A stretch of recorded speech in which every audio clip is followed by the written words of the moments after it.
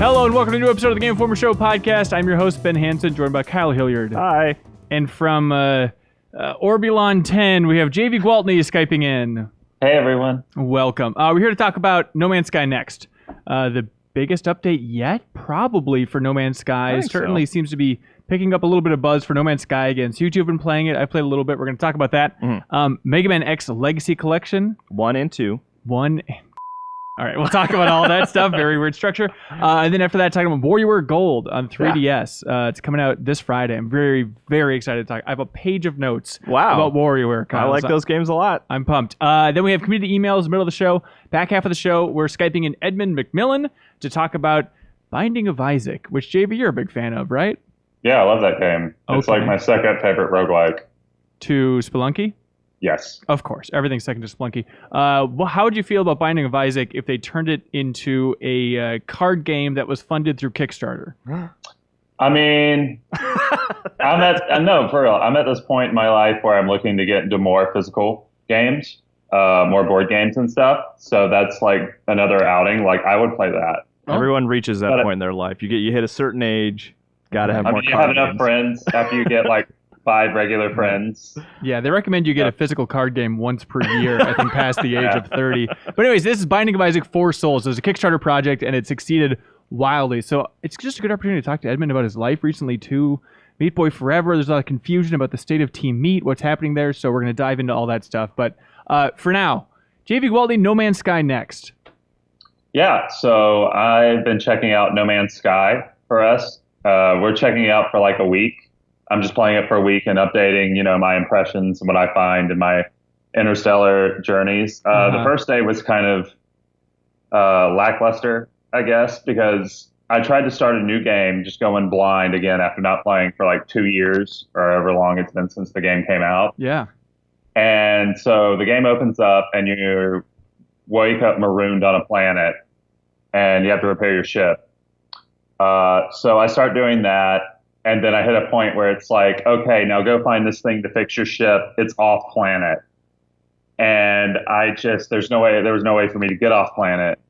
And of course, Kyle came along, and he killed me before I could ask for a ride. There are any number of things I could have done to help you, but I chose to kill you. To kill me, yeah. So after that, I just loaded into one of my old saves, where I'd gotten off the planet, had about 15 hours in, and the majority of the time it still felt like the No Man's Sky I played 2 years ago. It looked a little bit better. It didn't really run that much better, and I'm playing on PS4 Pro. There are still like big stutters, especially when you're shooting through space with the Pulse engine. Right. Even on PC, I think it looks pretty good overall, but I mean, definitely flying through asteroids. There's still a lot of that pop in and a little bit of hiccup here and there, but overall for the scope of that game. But I feel like we're kind of bearing the lead here because No Man's Sky Next. So this is the update. It's out on Xbox One now as well. But just to get like the big things out of the way, added a third-person perspective. You can now build anywhere, which is pretty wild. And then because they had to reseed the universe in theory with this update, changed a lot of the planets because when they're updating the code, it has these ripple effects. So they did this weird thing where they archived everybody's base, right? Just because the planet might be completely different, but you can still plant your old bases anywhere. So you can still import your old save and stuff like that. Yeah. Okay. Other big things they added rings for the planets. The clouds have been completely overhauled, which for No Man's Sky nerds is huge. And that's the thing, JV. I see there are those hot takes out there. Yes. Are you skipping multiplayer? That's the biggie, right? Okay. Yeah. So this is true multiplayer, and that's why you were able to destroy JV's day yesterday. I ruined his day, I assume. Yeah, absolutely. You just wrecked me. With friendly fire, which is the crazy part. JV got me back, and you can see that in the new gameplay today video. You super killed me. Yeah, I did get you good. I did get you pretty good. But yeah, I decided this morning, after sort of the lackluster impressions yesterday, where it's just I just feel like I'm playing the same game because the problem with the original game is still here, and there's really no way to fix it except for launching into sandbox mode, which I've been playing today, is that I still feel like so much of that game is dedicated to filling meters, like scavenging for resources, to refill your fuel, to build complexes and stuff, and all that's fine in theory, but but it's just so much tediousness in No Man's Sky without how everything plays out, how long it takes to scavenge resources. But this morning I loaded up sandbox mode, which gives you unlimited resources, which gives you everything basically. And sure, it removes some of the challenge, but I've been having so much fun for the past like 2 hours, just building bases, just, going from place to place, upgrading my weapons. Like I really feel like, oh, this is the game I always wanted from No Man's Sky. It's just sort of that thrill of exploration without being pulled back by poorly designed scavenging and resource management mechanics. Yeah. Like I'm not saying there's not a place for those mechanics, but I don't think No Man's Sky has ever done a great job of balancing challenge and like tediousness. When does this become boring? And the answer with No Man's Sky's like resource stuff is almost always, it's always boring. Yeah. JD, I'm totally with you where it's that weird thing where going back into it, it's like, I see people saying like, oh, this is essentially No Man's Sky 2 at this point. I think that's really overblowing what No Man's Sky Next is. And going into it again, even last night, starting a new game, several new games, because I kept starting on these poisonous, hazardous planets from hell with the radiation, which was just a nightmare. But starting so many times over and over again, it's like, man, it's just the systems of survival and the UI in particular still don't feel natural to me. And maybe I can blast through that hurdle. Certainly plenty of people out there have. Yeah. But I just feel like the core of this game is so good. Like landing on a planet from outer space still feels so wildly unique. There's so many amazing things about this game. I want like a Blizzard to do a pass over the systems on top, when the guts are so good. I remember even fighting for it the year it came out. As I was one of those who was like, I don't think we should put this on our top 50. But one of the things I did want No Man's Sky to be on was our top 10 moments of the year of just leaving a planet for the first time. Like that moment is still great. But I'm with you guys. Like the baseline game is still kind of dull and frustrating. Yeah, anything else, It is definitely one of those games that you play, and it's a game where it shines most in the little moments, like breaking atmosphere and flying into the station and stuff. But it's just so tedious, everything else. I do like there are just like missions now, which I really like. And they're not like overly complicated missions. Like I did 2 with one was like feed 5 animals, which is like another new thing where you can feed animals and they'll like you and they'll follow you around, which is nice. And then another one was like go to this planet and find this missing person and convince them to come home. And I got like, stuff for that. And just having that little carrot of like things to do was exciting to me. And that is the thing that is most likely to get me to dive back in and return to it after kind of abandoning it after playing for about 10 hours. Yeah, I think the thing about that though, Kyle, is like I get where you're coming from, but it's also fairly damning of like the original game, the original version. Because I feel like a lot of the defense that the original No Man's Sky game got was, oh, people had unrealistic expectation of what this game was going to be, that you could play it forever and this or that. And people aren't wrong. Like there was that expectation, but at the same time, like I feel like even if you had like modest expectations or like average expectations of like, oh, this is going to be a game that gives me stuff to do and quests to do and, has a interesting overarching storyline set in a world to explore, a big world, it failed on that account. I mean, pretty early on, they made it clear that that's not what this game was. Yeah. And that was one of the reasons that I went into it with such low expectations, and it met those low expectations. But now, like, even having just a little bit of mission variety is more exciting to me than just making sure my ship is fueled. Yeah, like, which is basically what it was before. Yeah, and in their messaging, JV, where they've said 1,000 times, Hello Games has it, like, hey, it's more 2001 than it is Star Wars. Like, I'm down for the 2001 game, but I've never cracked through that barrier of having that experience with No Man's Sky, where it's still, every time, it's like, I want to just trip out and relax and journey across the galaxy and see some weird stuff along the way. But realistically, it's, hey, these meters are going down. You have to refuel. You need plutonium. Like, where is plutonium? Where's uranium? What Google is No Man's Sky plutonium to see what it looks like. And I like survival games. Like, I'm down for that. I just feel like something in the UI or the way the systems are presented is just not really clear. Yeah. Ben, I would definitely switch over. I'd give it one more shot and play it in sandbox mode, because it definitely, those tweaks fix that constant resource thing. The constant like dullness that comes from like having to replenish meters. Like Sandbox totally fixes that. Okay, and then just go around the galaxy, have a good time. Yeah, I mean that's what I've been doing for like the past hour and a half, 2 hours. Perfect. Become a space baby. Yeah, Exactly. Find the space, baby. At the edge of the galaxy. Another thing we haven't really touched on yet is I do like how third person has been implemented. Yeah. I like being able to see the character. I think that makes a difference. And the animations are good. They're like good they're enough, solid. for sure. Yeah, they're they better have than like a Skyrim or a Fallout, I would say, as far as like third person goes. Not like by a huge margin, but there's emotes, which everybody agrees is what Skyrim was mainly lacking with its third person perspective. Yeah, a bunch of wacky emotes in there, but like you can play with 4 other people. It seems like. Yeah. And so how does it work? If you guys are on opposite ends of the galaxy, can you just warp to each other?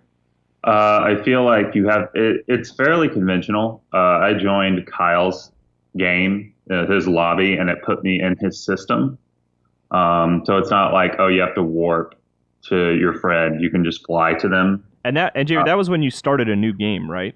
Right. So like your crash ship that you needed to repair just was on the planet that I was currently on.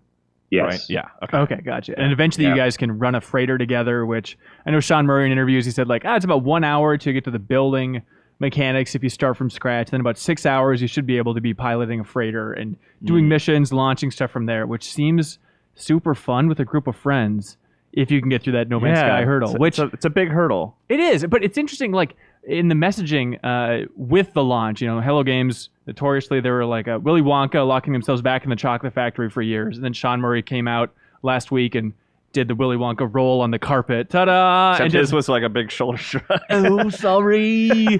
But he just did like a handful of interviews, right? Yeah. And in that, just talking about like they had a very clear defense of, obviously it was a loud part of the internet that was so outraged, but they're like, hey, the stats back us up. Like there are so many stories about refunds for No Man's Sky, and they're like, statistically, it was like barely higher than average. And in terms of like average play session, seems like most people were satisfied. A lot of people sunk a lot of time into this game, and there is definitely that No Man's Sky community that's passionate as hell about this thing. That's awesome. I'm glad it found its audience. Like I'm happy for that game because even though it's not really for me, like there's something interesting and cool about it, like building a universe within a game. Yes, it is a fascinating project. Just diving back in and realizing, oh yeah, this is the biggest game ever made by a mile. Even if you're wandering around just miles of empty wasteland with a freaky looking Metroid alien blopping around or whatever the hell's going on there, The game's more interesting to me on a meta level in that way, and that like I'm interested to see what No Man's Sky is, if it's anything 5 years from now. Because it feels like it's sort of, probably the most popular early access game in a way, except maybe PUBG, where it's just like, this is a game that's defined by its developments and how it's going to develop and what wasn't there in the beginning and what will be there, at the end, question mark, if there is an end, if it just keeps on going and going and going and becomes kind of like a weird MMO. Even though they insisted back in the day that, we don't like early access. We don't even want to go that route. But it is that fascinating hypothetical of if they did call it early access, how would the reaction have changed? I have no idea. But I think, at a certain point, it is all labels with early access and stuff. But I think by most people's definition, seeing what wasn't in the beginning of No Man's Sky, like to me, No Man's Sky at the beginning was a prototype. It was a very fancy and impressive prototype, but there wasn't like content built on top of that prototype, and at least not to the level that people wanted or were expecting. So I feel like it's definitely been, for me, it's an early access game. Even if they want to play, do the marketing thing and be like, oh, it's not early access because early access is marketing poison, blah, blah, blah. And we need Sony to back us, and they don't allow early access on their platform. Yeah. Yeah, to me, it's early access. Yeah, could be. In terms of like improving into the future, they're rolling out like community missions on a weekly basis. It's really evolving in theory into a living game. And they say that even though this might be the biggest update yet, this isn't the end of it. They're going to keep updating it on into the future. So I'm really curious how they keep supporting this thing. And how long it goes on. Like, I'm curious, like, what the incentive that is there besides, like, obviously fostering the community. If there's like a financial incentive from Sony or someone just to like keep making this game, last. I don't think. Or if it's just Hello Games. I think it's just Hello Games at this point. But in theory, there's enough players, and I think No Man's Sky Next has enough good buzz. I'm sure more people will jump on and give this crazy ambitious project a whirl with this one. Yeah. Did anything strike you, JV? Did you read any of those interviews that they've been giving out? Just the one when Sean announced that it was coming to Xbox, which was a while ago. But I haven't been keeping up with that sort of conversation for a while now. Okay. It's one of those things I'd see a headline and be like, oh, they're talking about, No Man's Sky again. I kind of left that game behind, but I might now, just because it feels like I'm vastly more interested in this game now and how it evolves. Yeah. After having a taste of like, oh, there's actually content now. Right. I'm still fascinated by that story, and like some of the interviews they've given. I think it was Eurogamer in particular really drilled them in on what my biggest issue with them still is just the messaging of the multiplayer out of the gate. And they were like, we were pushing for it to the last possible second, but we had to ship it. We had obligations to bigger corporations, clearly Sony and stuff, to like get this out the door at this particular point, and they weren't able to make multiplayer in the way that people were expecting, which is what's in No Man's Sky next with that initial launch. But still, the idea that they weren't able to message that, and remember there's that weird thing where Sony with the packaging had to change like online options at the last second as well. Yeah. I understand they're focused on game development, they're game developers, but it's like, just communicate it. Just one tweet could have taken care of that, Did you see the Good Old Games thing yesterday? That's an odd one. Do you want to explain what that is? Yeah, so I actually had to write this up this morning where Good Old Games and Hello Games launched the GOG version of No Man's Sky, which GOG is like Steam's biggest competitor, in quotes. Like technically they exist as a competitor, but Yeah. And it turns out, and GOG and Hello Games didn't make this clear, and No Man's Sky has been on GOG for, ever since it came to PC, is that the multiplayer part of the next update wouldn't be in the GOG version of the game until later on in 2018. So, you've probably had a fair number of players who have bought No Man's Sky on GOG.com with the expectation of being able to play multiplayer, who didn't find out until the day that the update went live that like, oh, that's not the case. I have to wait until some unknown time later this year to play the multiplayer version of the game. And it's just another chapter and sort of the piss poor messaging from Hello Games about this game, about what this game is. And it feels kind of slimy to a degree, I think. God, and to think that they must be in extra careful mode after everything that's happened to them, and they've been through some tough, dark times over there with death threats, everything you can imagine, as Sean put it. But like, they had this blog post, just make a little star at the bottom that says, by the way, we feel really bad about it. The GOG version isn't going to be quite up to par with Steam out of the gate. Like, that's all you had to do. I don't know why you wouldn't just include that one sentence in there. Right. It's very confusing. And to be fair, it's probably more than just Hello Games in this arena. It's GOG too. I mean, I'm sure there was like a decent effort to make this version playable, the multiplayer in it. I'm not sure what technological hurdles they'd have to overcome. That's completely out of my purview, but right. There's game development is definitely tough, but like being open with your potential customers is not. So yeah, I feel like out of the gate when they announced that, they should have let people know before those people, probably went and bought the game on the basis of finally having multiplayer. Right, like Serial bought it on GOG just to play that. He's got a GOG copy. It's very strange. The other interesting tidbit, I think it was in the Waypoint interview, Sean Murray was talking about just the collaboration with Sony and just that whole thing in retrospect and how bizarre it was. And he had an interesting analogy where he's like, look, like, I don't know what we expected. He said, we got into the zoo with a 600-pound gorilla, and like what the 600-pound gorilla, which is Sony in this case, does is like try to generate hype for their exclusive deals and the games on their platform. And his explanation was, this game was just a weird little thing, but then it was put on that rocket ship of Sony marketing, and that's what led to so much confusion. Mm-hmm. Which is an interesting analogy. I'll go along with it. And then, but I mean, we did the cover story before that, and it just also, comes down to, they went on the Game Awards and revealed the game and detailed what it was before Sony was involved. That yes, absolutely. So there's plenty of opportunities for press before that. So it's not the full explanation, but I think then his explanation for everything else is like, well, we're excited. Like we were planning on these features being in. We wanted to talk about it, and it sucks to hear when you're in the press. But he's like, yeah, the takeaway from this is that like PR exists for a reason. Having BS talking points exists for a reason. Don't just talk about why you're excited about your game like you're talking with fellow developers at a bar, which is, as he explains it, what they were doing. Yeah. Which is just so much confusion. Outside of Sony, like Sean was his own hype man. I feel like if you go back and you look at our cover story stuff, if you like read the interviews that he gave before the game, came out. Like, obviously, I haven't kept up with the game, the interviews post No Man's Sky, but he definitely did enough talking up on his own.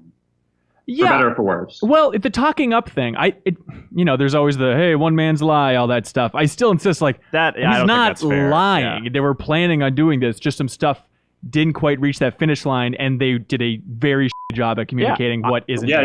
I don't mean to imply that they were lying. Like, I totally think, I don't agree with the No Man's Lie sort of meme thing.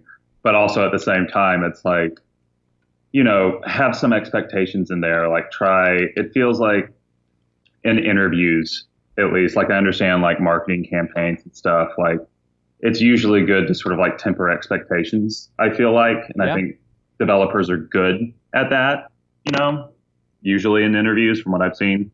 Right. It's a fascinating saga, continues on. JV, you're going to keep playing it all week then? Yeah. We're gonna update it daily. We've got a log on GameInformer.com right now, and if you keep coming back, you'll have new stuff towards the end of the day every day. Cool. There we go. GameInformer.com. Hey, JV, we love you, but you want to get back to actual work wherever you are right now? Yep. Okay, clap out of here, buddy. Okay. You got to clap. Clap.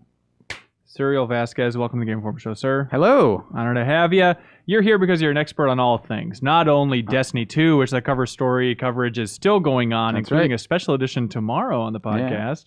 Hot damn. But most importantly, you love Mega Man X. Mm-hmm. You love WarioWare. Mm-hmm. You love feeling good. And that's three things that Those are are going to be... my 3 things on my resume, That's actually. right. Yeah. We're covering them all in this episode of the Game Informer I like Show. hanging out with friends, And what's better than that? That falls under feeling good. That's what the podcast is all about. Okay, Mega Man X Legacy Collection. Forget the Mega Man 1 and 2. Legacy Collection. That was yesterday's news. Nobody wants This is that. X. He's a whole different character, and there's 2 of them. He's the Dragon Ball Z to Dragon Ball. That's a very good analogy. Okay, Yeah. number one question that I'm sure has been asked 1,000 times.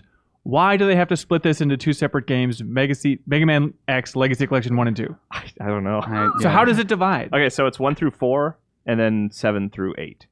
So the good games and the bad games. 5 through 8. Oh, it's 5 through 8. So the good 1 through 4 are considered Yeah. the best. 5 through 8 are considered the bad. It's really wild. Mhm. I know very little about Mega Man X, and I'm very sorry, but like just looking at footage of Mega Man X8 on the PS2, it's like, what is this? 7 and 8 look a lot different, yeah. Okay, Yeah. how is 8 regarded in general, like the latest in the series? It's regarded as the game that is better than 7, but worse than the rest of them. Yes. And what's wrong with 7? 7, they try to do 3D, and it did not didn't translate know. well. Oh, Yeah. I kind of want to see that. All right, Yeah. so the collection in general, though, how do you feel about it? You've been playing a lot of it. It's good. It's a good collection. All the games play really well. It's the split is weird to me. I think it's worth discussing more because I really don't understand why they did it. Like a lot, like in our comments on New Gameplay Today and stuff, everyone's like, "Oh, it's just greedy. Capcom wants money." Right. But you can buy them both for $20 each, and you can buy the bundle for $40, Right, which is pretty. That's a decent price for all 8 of those games. Right. You know what I mean? Okay. Like it's weird. $40 for 8 games, like a collection. I bought Shadow of the Colossus remake for like $50. Because I feel like Yeah. their alternative there would be to have a $20 collection. Like what those commenters think is that they can just sell you all 8 games for $20, Yeah. which would be like the least money greedy thing. I mean, that would be amazing. but That it's would be but this is fantastic. less greedy than forcing you to pay for all 8 for 40. For 8 old games, though, but regardless of the price, Yeah. what's in this package? All Is it I'm trying to cool? say is I don't think it's a matter of greed. I don't think it's just them trying to get money. I think that it was just a way for them to split it into 2 collections so the people who don't want the games that are considered the mediocre Mega Man X's can just stick with 1 through 4. They 'Cause have that option. We will never know. I don't know. I just think it's worth discussing. But For me, I agree with you that like the collection 1 is definitely the standout. Yeah. But I just wish, which it wouldn't really happen because it's not really balanced that way, but I would have just wanted 5 on that first collection, and then I could have just completely ignored the second collection. Because I think so they would 5 have is the serial collection. You buy 1 yeah. through 4 and then 5 standalone. That's right. Just give me whatever free copy of 5 I can get, because I still like 5. I think it's very good, but 6 through 8 I can live without. Yeah. The freaks of the bunch. Yeah, Okay, so- but in this collection, Kyle, what Yeah. do you got? Break it down for us. So 1 through 4. Well, we already went through that. 1 through 8. You can get all 8 of the games with varying levels of quality. But then additionally, there's art for every game, so you can get all like the concept art and stuff like that, which is cool. They have a really nice music player. Mega Man X has always been known to have really good music, and still does all these years later.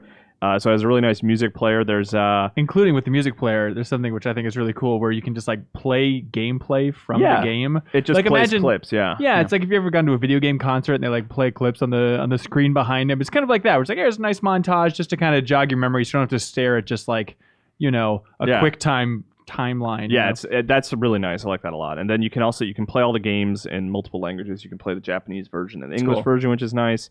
They have like a gallery of like action figures and products and stuff that were sold around Mega Man X. And then maybe the last sort of there's two more things. So they have a 25-minute animated short film that serves as a prequel to the Mega Man X series. And it's a film. Yeah. It's 25 minutes long. They're adding it to the Criterion Collection. That's right. Which was originally only included with the PSP version of the game. So if you ever wanted to watch that on a TV, you had to get a PSP that you could plug into a Maverick TV. Hunter, right? Yep, Maverick Hunter And X, so it sets up the entire storyline for Mega Man X1. It shows Sigma before he became a bad guy. Yeah. We watched a couple minutes of it in the new gameplay today. It's better animated than I thought. When it came out on PSP, it was like the reason I bought that game. He said video games are art now. Yeah. I sent it to my college dorm mates, and they're like, why are you waking me up in the middle of the night to tell me this? Compared to the other X animation I watched recently, where I don't know why YouTube thought I'd be into this, but I was. But it just threw me the clip from the old Mega Man cartoon, which I loved as a kid, but I didn't remember this episode, the one where X like goes back in time. Yeah, and he meets Mega Man, and there's even boss. Man, so this is an aside, but I loved Mega Man X, didn't really understand Mega Man. I didn't understand the difference between the two at the time when I was young. Okay. And my brother caught that episode on TV. This was before you could just go to YouTube and Google it. And he told me about that episode. He's like, dude, there's an episode where they have Mega Man X in it, and he fights Spark Mandrill and stuff. And I didn't believe him. I was like, you're so full of shit. Notorious you liar. are absolutely lying. This is not a thing that exists. It was only in the last couple of years that I finally was like, let's see if he was telling the truth. And I found it on YouTube, and it was very exciting. And then you sent a letter to your estranged brother and said, I forgive you for your sins. That's right. Finally, after all these years, I finally talked to him again. That episode is weird, like how aggressive X is. He's just coming in, he's like blasting these hangers, and Mega Man's like, hey, come on, man. He is like the future Trunks to like everyone else's. But if future Trunks just came back with his sword and just sliced all these houses in half over and over again. It is, again, that Dragon Ball Z situation where like Mega Man is sort of Trunks in the present timeline where he's basically a baby. Happy-go-lucky kid. Right. And then X is basically future Trunks who just comes in from this dystopic apocalypse land where like seriously, I've seen some shit.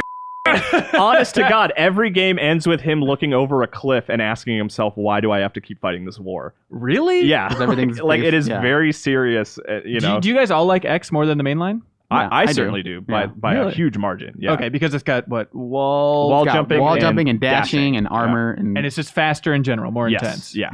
Faster and more intense. It's the George Lucas approach to Mega Man. I think Sigma's a cooler villain than Wily, but that's just that too. It's just we can laugh it off that it feels silly, but when I was young, like that more serious approach to what Mega Man was kind of like a silly, let me fight this mustachioed villain, like. It was really, it felt very serious to me, and I appreciated it for that. Very serious. That's very funny. Yeah. So you're leaving out the two most interesting things of this game, right? So there's like an easy mode, essentially. Yeah, which is nice. I think that's really cool. It's because like Serial and I both, I think we have a lot of history with these games, so like they don't really feel particularly hard to me. Yeah. But it's not a very welcoming series, so I really appreciate that that's there. If you've never played Mega Man X, it's nice to have that mode.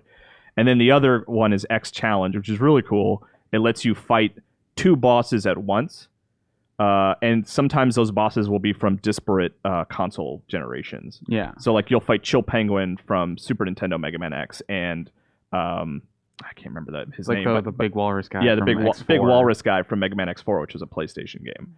And so here's this like 16-bit sprite with this like much larger 32-bit sprite. And it's two at the same time. Right. Yes. That is so fun. And it's just like a series of essentially make your picks of which you can power pick three weapons to go into. Right. Yeah. And then you go through and it just throws this wave after wave of two bosses at the same time. I think that's so fun. It's cool. Yeah. It's hard too, which is like is awesome for if you're like me and you've played a lot of these games. Like it's nice to have something that is legitimately hard. Like I have not been able to finish it yet because it's so difficult. Yeah. And I appreciate that. Like you talk about, it's from different generations. Isn't that weird? How does that work out? So they try and even that out by putting a default filter on all of Mega Man X. Yeah. So when you start the game, the filter is set to filter 1, which smooths out the pixels. Yeah. And it does not look good. And it's also in like, let's say even you do like that smoothed out pixel look, like sure, if you prefer that look, that's fine. But there are glitches in that filter where little pixels will like bounce and flash. And it's not as egregious as like Chrono Trigger on Steam recently, but I don't think so. But it's bordering on that, and to have that be the default is so odd. And maybe it is just some weird logic of we want to make those bosses look more even for the X challenge mode. But maybe why are companies scared of their pixelated past? I don't understand it. I feel like this just a combination of like some guy just does not like the way those pixels look, and I think they're looking at sort of newer art styles and thinking we should make our thing more like that to appeal to kids, because I think kids aren't as used to pixels, and they're trying to sell it, ostensibly also to kids. And adults know to go back and change the options, basically. But yeah, this is turning into like you go to your parents' house and they have the TV set to smooth mode, and it looks like complete garbage, and you spent 20 minutes figuring out the right way to turn that off. And to be clear, there is an option. I mean, the filter, you can turn it off pretty quickly, but it's which you absolutely should do. But it is odd that it's set to that right away. Yeah.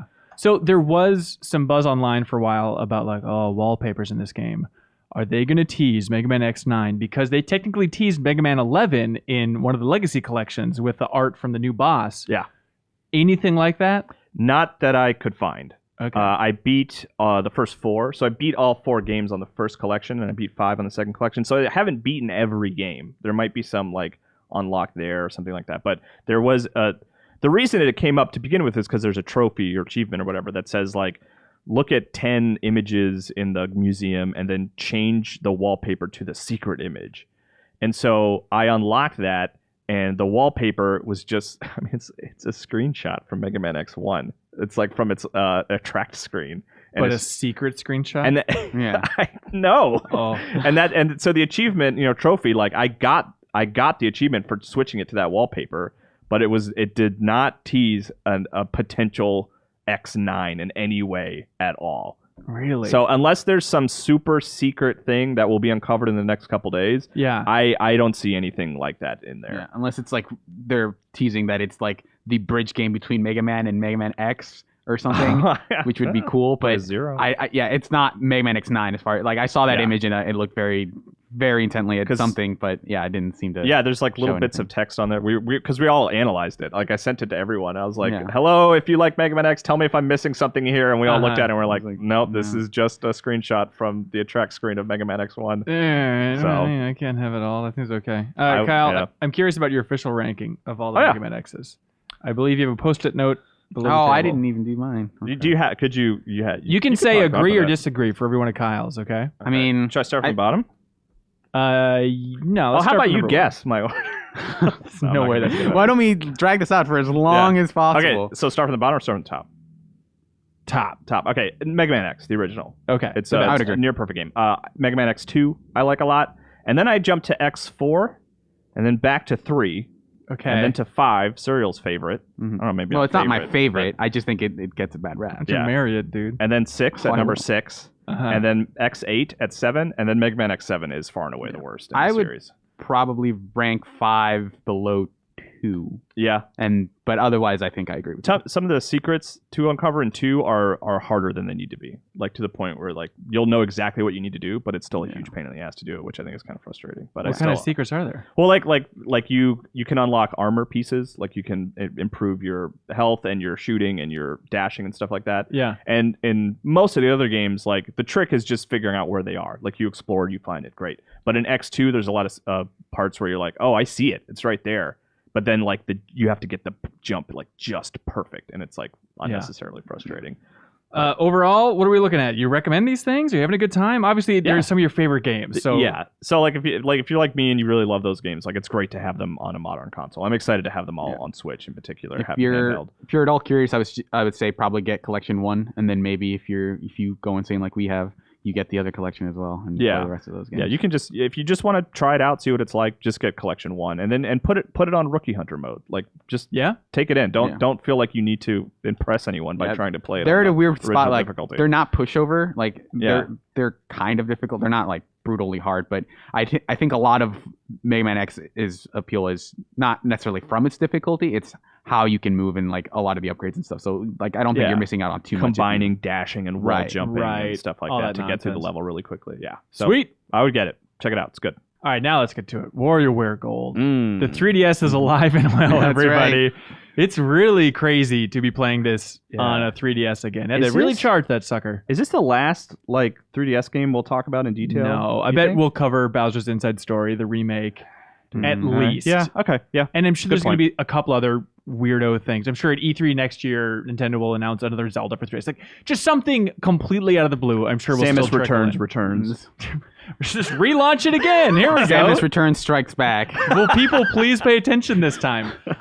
So WarioWare Gold on 3DS is billed, I think, in the trailers and stuff, is like, hey, these are the greatest microgames of all time. And I certainly had the impression that it was more in the vein of a Mario Party, the top 100 for 3DS, which kind of accumulated a bunch of those old games. Like a greatest hits, right. Like a Mega Man X collection, Legacy Collection 1 and 2. But the weird thing is with WarioWare, every game kind of rekindles some of those old ones. So the fact that there's a lot of old games and micro games in this doesn't bother me that much. It's much more in line with the same team's Rhythm Heaven Megamix on 3DS, which also kind of remixed and brought in a lot of the old things. But WarioWare Gold seems to be even more new stuff on top of that one. I've played, these are early impressions, right? I've played maybe 3.5 hours. Kyle, I don't know where you're at. Yeah, well, I'm curious because there's the way the game works is you get the they call it the mash mode, where it's just the buttons. They have the motion controls and the touchscreen. Twist League. Twist and the Touch League. Thank you. How much of those did you get through?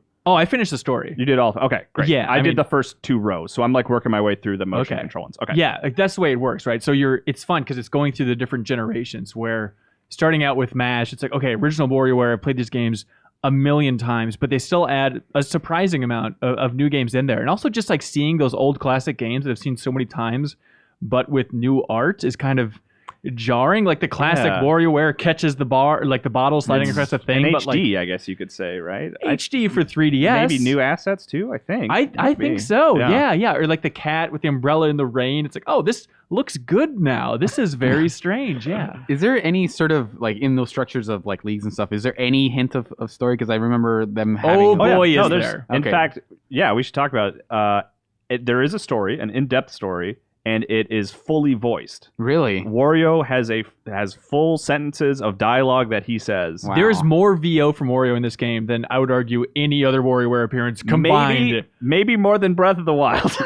It is absurd. This is one of the few faults is they put a lot of story in the context of a cutscene before each of these story missions and at the end. And I think beating that story mode took me 2 hours realistically. And so after that, it's just going to be grinding out the micro games, and they don't get in your face with that stuff. And you can skip these cutscenes if you want.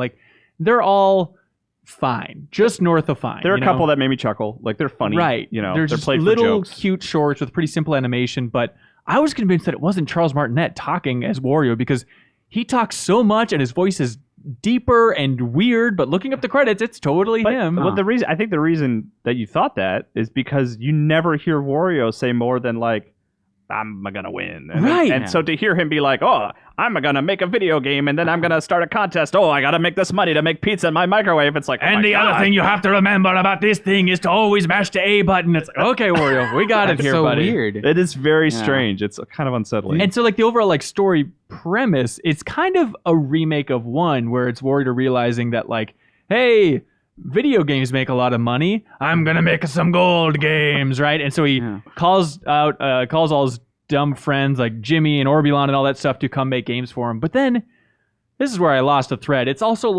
being streamed out in this tournament, and there's this little girl that wants to get back at Wario.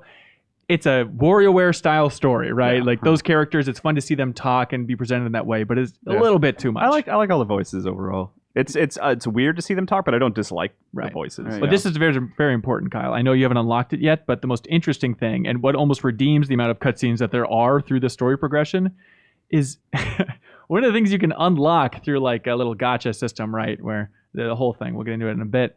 One of the things you can unlock is the ability to go back to those cutscenes, and they just have separated out the roles, and you can re-record the dialogue for those cutscenes. So for every cutscene in the game, you will eventually unlock the ability to just go back and be I'm going to redo only Ashley's lines and just talk into the mic And it prompts you. It has like the it gives the prompts, and then you can play it back with your Super voice. cool. It's a classic WarioWare style dumb gimmick, which this game has a ton of. You know what that reminds me of is fun. the Metal Gear Solid 2 Substance disc, like that, where you could change out the characters in the cutscenes. Right. Yeah. That's cool. Do they have any of those weird like mini game toys that sometimes? Yeah. Okay. Do you unlock a couple? Yeah. So Okay. they brought some back, like some that they released separately on DSiWare. Those are in there as well. And so like the entire gacha system, I think, works pretty well for WarioWare, where you're earning coins a lot like you are in Megamix. But with this, it's like, all right, it'll be 600 coins, and we'll give you a random something, and that can be art. It can be like player cards. It's a lot from like Nintendo's history. Like, here's a little fun fact about the Nintendo GameCube. And it's just weird. Like, all right, let's look at the GameCube. And then it has text talking about... Some people still like the controller, you know? Exactly. Yeah. Or it's like, what? A handle on a console? This is absurd. You know, it's like fun little... I'm into it just to see like Treehouse's writing on Nintendo's history. I love those things. Like, one that I unlocked that I really liked is it's early to say, but maybe my favorite amiibo integration is you unlock this mode where you put an amiibo on the 3DS and Wario, it'll get scanned, and then Wario will do a painting of it. And they're all like weird and bad. Like I looked at our shelf and I was like, let me get the weirdest one. Oh, of course it's Wii Fit Trainer. So I put Wii Fit Trainer on there, and like he makes a painting that just looks like a child's crayon scrawl of the Wii Fit Trainer. And then this guy comes up who's French, and he's like, oh my gosh, I have to buy this. Let me buy this painting. And then he gives you coins that you can use that you can turn around back into the gacha machine. And you can do 3 a day. And you can do, as near as I can tell, every single amiibo produces a different drawing based on that amiibo. Oh, that's so cool. So yeah, it's like the micro games. You can unlock those, or like the micro games. You know, the separate standalone things. Also, just weird stuff like, oh gosh, what are some of the other ones? I'm trying to remember what it is. Help me out, Kyle. There's like, I haven't unlocked any, but it looks like you can unlock like Nintendo toys and stuff, like old school kind of, like I know where, like you can unlock details about like the GameCube, but there's that old Nintendo toy that was just like a claw that you could grab things from far away. Right. It looks like you can unlock that as like something you can tool around with on the 3DS, which is neat. Another one that's bizarre is you can unlock alarm clocks based on the characters. So I unlocked like a Jimmy alarm clock, and it's like, all right, set the alarm time, and you do it, and then when it goes off, it's just like Jimmy screaming all of his voice prompts at you with just crappy music underneath, and then it makes you solve 3 micro games before you can wake up. It's just absurd good Wario toys like that. This stuff is all awesome. I love this. It's very fun. And like, I think the coin system works so well because you're obviously grinding for high scores in WarioWare, and that's a great time in and of itself. But just having like that added bonus of it'll unlock coins that you then put into this machine. You get some random toy at the end of it. Like, it's a good incentivizing system. And then in addition to that, they also have missions, which are basically just like achievements of, hey, score 45 with 9 volts games, stuff like that, which will give you even more coins. And I don't think you can double up on the gacha machine, right? Like, I don't think you're going to get I haven't had any duplicates yet. I think that's by design, which is good, obviously. So the last 2 questions I have for you guys is do they incorporate any of the multiplayer stuff from the GameCube version? Not necessarily. Okay. There is a multiplayer battle mode in there, and I couldn't tell if it was local or online. I couldn't get it working last night, but there is some form of a multiplayer mode just to see who gets out first. Right. And in the additional modes that they have, there's some really odd ones. One of them is like you're driving Dribble and Spitz. Are those the 2 dogs, I think? And you're driving their taxi, and it's absolutely wild because you're on the 3DS, and it gives you points or docks it depending on what you do here, so you can't ride it out too much. But you control the speed of WarioWare's microgames, flashing through all of them, by where you're tilting the 3DS. So if you tilt it towards you, the games and like the progression through the microgames slows down. Whereas if it's like an easy game, you can just tilt it forward and it'll just speed through. So like being able to control the speed of these different, especially the Nintendo licensed stuff from like 9 volts, is so wild for that game. Or there's one with like the 2 ninjas, Cat, and I forget what the other one's name is.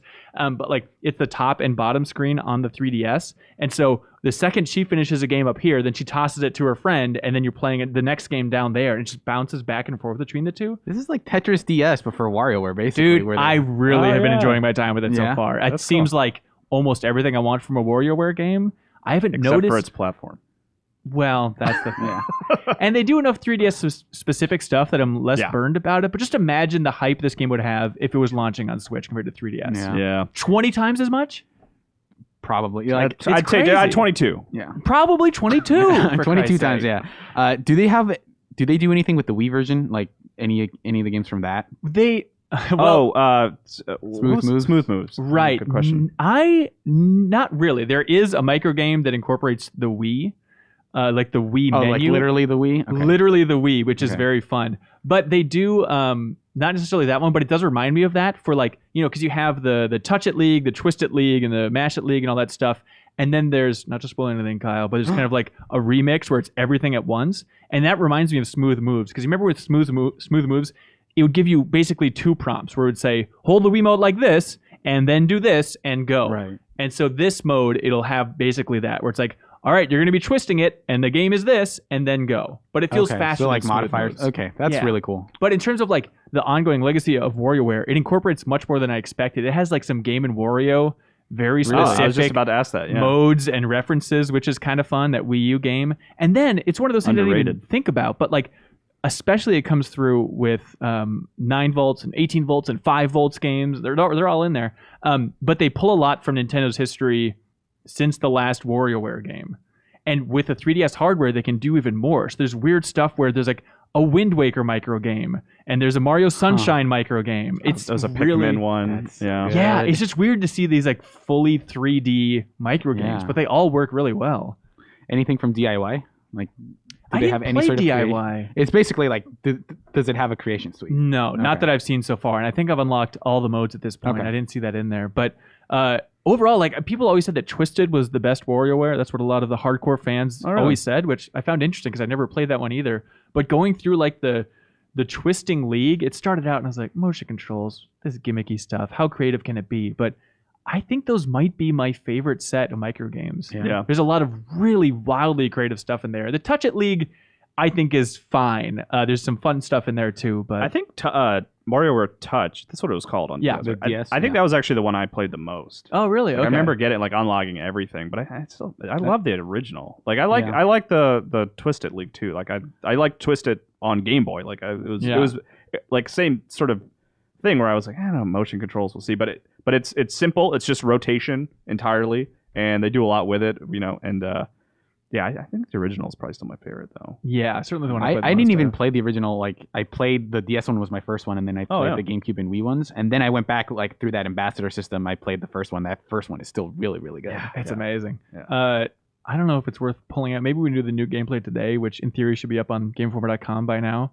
It'd be worth doing this. But there's a lot of, more than average for Wario, poop-themed micro games. Really? Even like boss games. Like there's a lot of good poop humor in this Cool. WarioWare, which is like primo Nintendo. How many photorealistic things are you interacting with?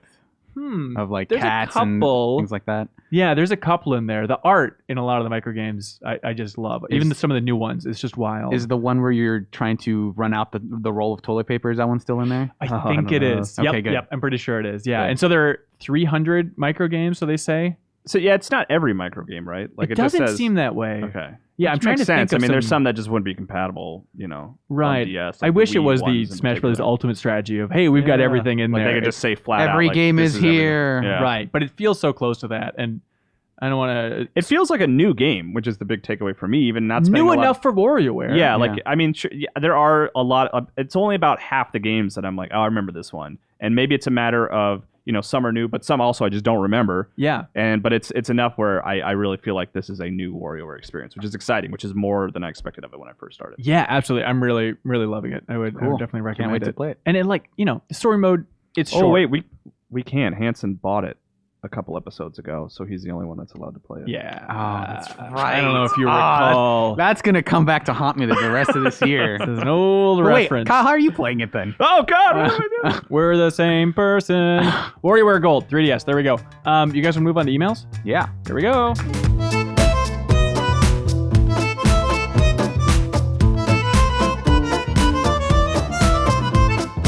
And welcome back to the Game Informer Show. I'm still here. Serial Vasquez is still here. That's right. Kyle Hilliard's still here. I live here. But wait, lumbering, moving to the forest, coming out of the shadows in clear sight, it's Daniel Tech! Lumbering. Well, but like in a, Okay. peaceful, way. Oh, graceful kind of gait. Sure, whatever. All right. Roll them. Dan, Roll 'em. how fast are you? Can I beat you in a race? Yeah. All right. Who do you think would win in a race? Send in an email to podcast@gameformer.com because that's what this section's all about. People wrote in feedback, words of wisdom, dares, games, questions, most importantly. Everything under the sun, anything that makes the show better, send it into podcast@gameformer.com. We're going to remember each and every email, choose our absolute favorite, and then put that person's hometown on the big board. The big board. I love the big board. The board. Ooh, couple things out of the gate. Clarification from earlier in the podcast. The Good Old Games No Man's Sky thing, talked about the multiplayer. Good Old Games is offering a refund through Hello Games and whatnot. So in theory, if you bought that game hoping for the multiplayer and were bummed out like Serial over here. Yeah. Well, I mean, I wasn't bummed out by the lack of multiplayer, but Really? You didn't buy it for multiplayer? no. I mean, I bought it when it came out and played for like 2 hours, and then never really played it again. Oh, but so you just have the Good Old Games version? yeah. Gotcha. Okay. I can go get the Steam version now, I guess, instead if I want to. Yeah, have you heard of Steam? They just had a whole update. Have you seen that, Dan? They got games on there. But have you seen their update? Yeah, I don't like it at all, but that's just because it's changed. Really? right? Wait, what's it? They changed the UI? It's They're chat UI. changed chat, and they overall changed the UI a little bit, but they made it so that you can have a bunch of group discussions. Seems like they're inching towards Discord of like, Gotcha. we can do a lot of that stuff too, buddy. It's funny because Blizzard just basically wrote the same thing. Oh, really? For World of Warcraft communities. Why don't one of those guys just buy Discord? Wait a minute. They got the pockets. Do you want to get Mr. Valve on the phone right now? Oh, Mr. Valve, hello. Also, Good luck getting him on the phone. first email is from me. It says, Dan Tack, you wanted to talk about Shin Megami Tensei on the iPhone. I did. Okay, what It's is not really this? a question though. So yeah, just came out with a mobile game. I think it's been out in Japan for a while, Uh-huh. but the U.S. version of Shin Megami Tensei Liberation DX2 stands for Devil Downloader. Okay, So and this fun is a fact, this is where Persona came from, everybody. That's correct. Okay. So the core series, you might see some familiar faces. So this is it's still one of those games where you have to like draw 5-star units and all that stuff that I despise. No coming back from that, Dan. I don't care what the rest of your sentence is. All right, well then we're done here. No, go on. But- Listeners do. Other Listeners people are do. listening besides Ben, it turns But out. for SMT fans, this thing is awesome. Like super awesome. It's got like a dungeon crawling thing that's similar to Wizardry, Bard's Tale, old Might and Magic games where you're walking through a dungeon, killing stuff randomly. You never run out of energy. So it's not there is stam, but you never run out. I've been playing this game for like 8 to 16 hours at this point, and Okay. I've never met a problem. I haven't paid any money. Okay. I did get a lucky draw, All right. but you do get enough free gems coming in to keep you going. And you have the entire like cast of demons from the game, including all the systems that are in the SMT games, like having to talk to the demons to find out what they like in order to get them to join you. All that crazy stuff. It's all here. Solid version on mobile. One day in, yeah. Okay. If you're a fan of SMT or even maybe Persona, definitely get in and at least try it. And what's the name again? Shin Megami Tensei Liberation DX2. Unforgettable. Does it have a story? It does. It's Okay. got a full story. The story is completely bizarre, as you'd expect from this series, Of honestly. course. There we go. But I'm having a lot of fun with it. Go play it. What? And that's a direct commandment from Mr. Tag. Yeah, Is No Jack ifs, Frost ands, in or it? buts. absolutely. Okay. Is Dante in it? From the Devil May Cry series, you mean? Yeah, he No. was in Shin Megami Tensei Nocturne. What are you talking about? Dante was in Shin Megami Tensei Nocturne on the PS2. Really? Yeah. That's fun. I had no idea. Anyways, for real questions now, Fro Looking at from me like I'm Bremerton. crazy. Fro from Bremerton, Washington writes in and says, "Hey, everybody. Listening to the interview at the end of the last podcast, the Killer Queen developers said no one plays Pac-Man Battle Royale competitively. Over the last 2 years, I've regulared a local barcade, another Castle Arcade Edition it's called. They had weekly 2v2 Pac-Man Battle Royale competitions, and I made a few $100s by Wow. actually winning that thing. But that's cool, man. I bet that's really fun Congrats. and intense. But he has a question as well, or she, Fro here. They say, is there any competitive scene for a video game that you were a part of or wish you could have been a part of? Something you missed out on. In my youth, Yeah? I went to, more than like regional Street Fighter tournaments. Are you kidding me? I'm not.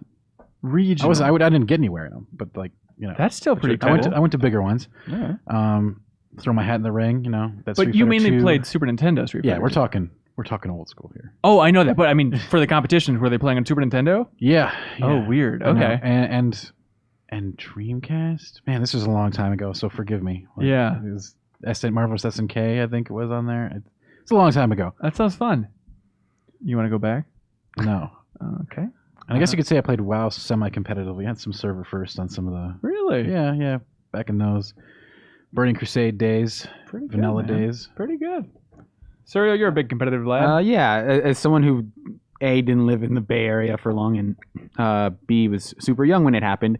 I would have loved to have been around in like 2000, 2002 when Third Strike and CVS2 were really popular, just to see the sort of the competitive scene for those games like at their peak. I think would have been Why are super those cool. special? Those were sort of where I started watching competitive games of just like I almost felt like a very basic computer management class because I just watched so much of those games on YouTube, and just like watching those matches over and over again just to see what it was like in those rooms at that time. Like this was back when they were taking place in like college ballrooms. Like that's where Evo took place at one point. Okay. And just being around for like that early era, I think would have been super cool. That does sound cool. Let's see. Spencer Eastwood wrote in from Louisville, Kentucky, God's country, just saying, hey, really love the episode about arcades and barcades and all that stuff. And you wanted to shout out Hideaway Saloon, which is impossible to find in Louisville, Kentucky. It says if you find it, they have over 300 video games, consoles, arcade setups. They host tournaments and have group games. It is so much fun. They have 300 different games and it's impossible to find. That's what he That says. seems difficult. He says it's literally hidden down an alley. So anyways, shout out to Louisville, All right. God's All right. country, one of the best. Get a sign, guys. Adam Smitley writes in. Interesting question here from Adam. Okay. More interesting than the bug crawling around on my skin right There's a now. bug on you? Dan, it was the size of a tangerine. Are you serious? Absolutely. Adam getting Smitley outta writes here. it and he says, what is the biggest game series you've never played at all? He says, I've never played a Smash Brothers game or a Mega Man game. So we had time to think about this one, so luckily. Well, this is tricky because there are those games that like I've technically touched a controller for. Like Castlevania, I would never say I've ever played one, but technically I've played like an hour of Symphony or but it's something. something, right? So I disincluded it, Okay, good. No Let's play. be strict here Yeah. for Adam. 100% So never stri- touched it. Gears of War at all. Never touched a controller. Never No touched- demo D3. Never touched a Gears of War game That's ever. pretty good. That's a good one. Mine's Warcraft.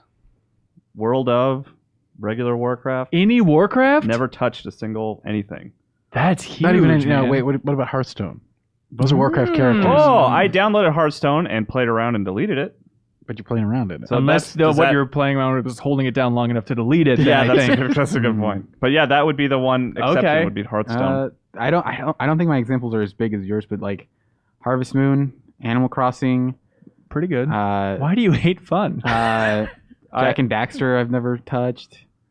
That one you should correct. The other two you can And pass. Spyro and Sly Cooper, a lot of those mascot Really? platformers. Yeah, Get that never. kitty crap out of there. You want your Killer Strike VX4 or whatever. There we go. Yeah, Shin Megami Tensei, baby. Hey, Yes. baby. That's what I'm talking about. All right, I got a big one. I was really thinking about like biggest franchises in the video game industry that have literally never touched a controller. Literally.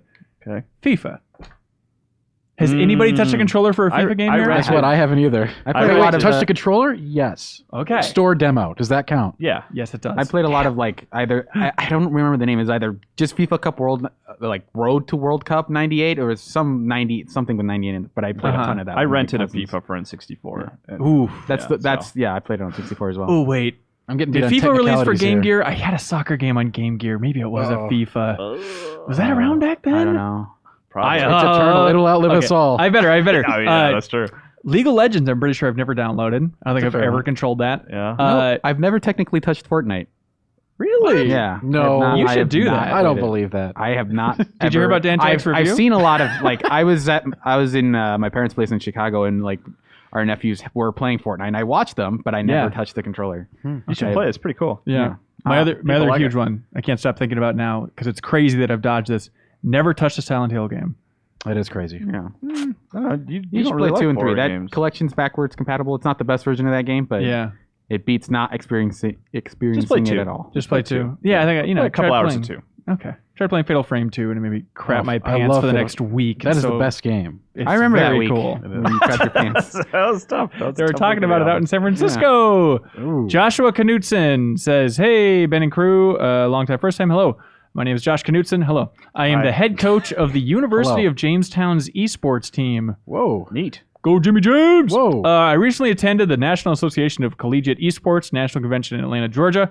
During the convention, the coaches that were in attendance were able to tour high-res studios in their broadcast building. Absolutely, yeah. That's cool.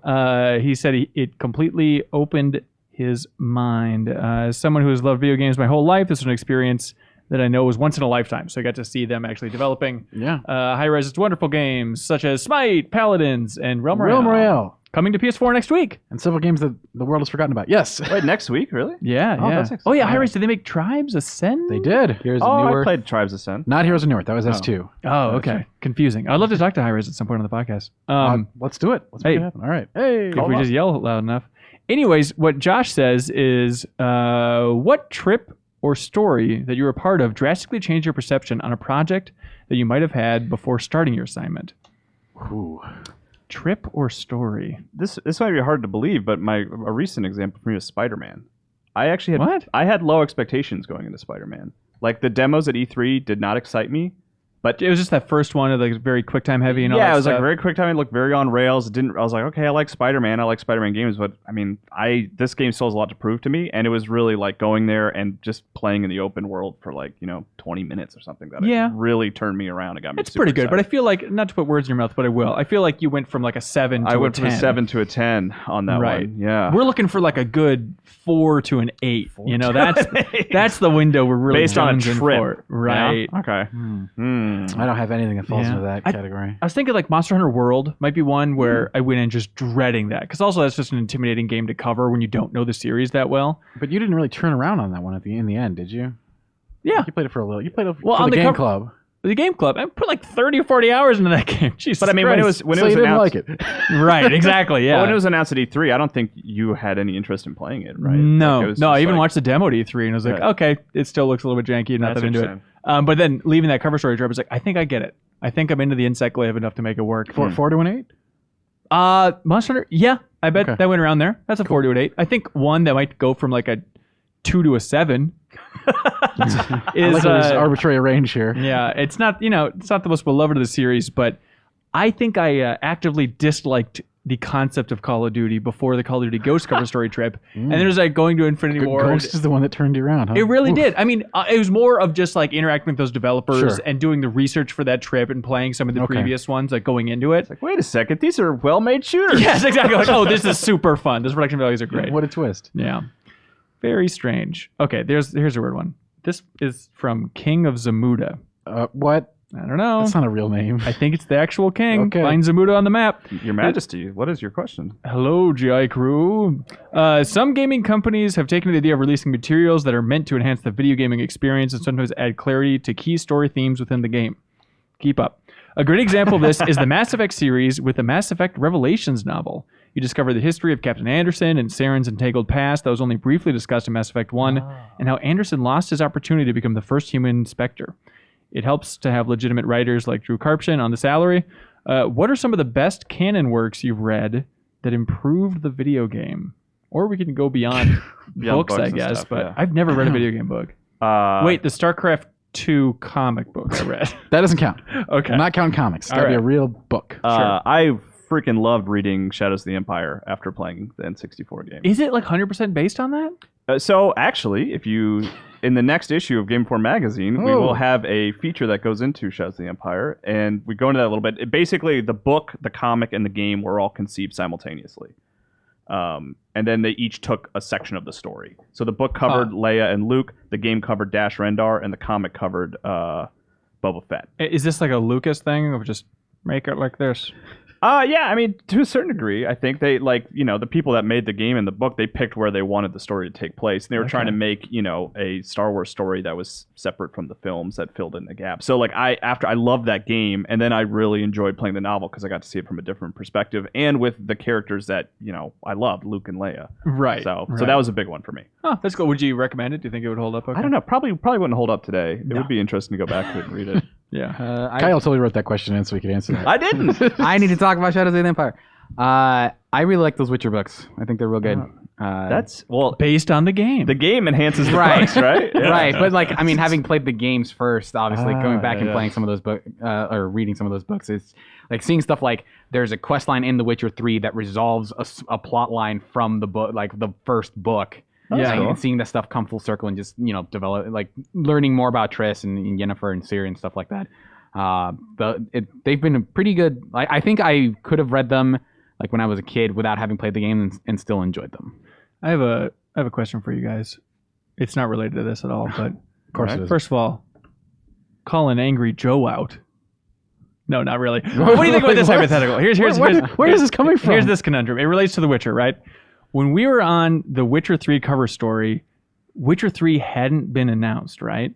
And so we're on that. We learned it's called Wild Hunt, all that stuff. Yep. Then before, God, I don't remember the timing of this. It was like before we launched the cover reveal for The Witcher 3 Wild Hunt, Angry Joe, I'm pretty sure it's Angry Joe. I'm going to say for sure is Angry Joe. I hope you know if you're going to call somebody out. Not calling out. No, he didn't do anything wrong, but it's interesting, right? He released a video which was like, hey, celebrating the Xbox release of Witcher 2 or something like that. And the YouTube video was called like The Wild Hunt for The Witcher 3. Cool. And it was Before like the game was announced. Right. And it was like Pretty him savvy. going around the studio being like, are you making The Witcher 3 over here? Like peering out hallways. It's great stuff.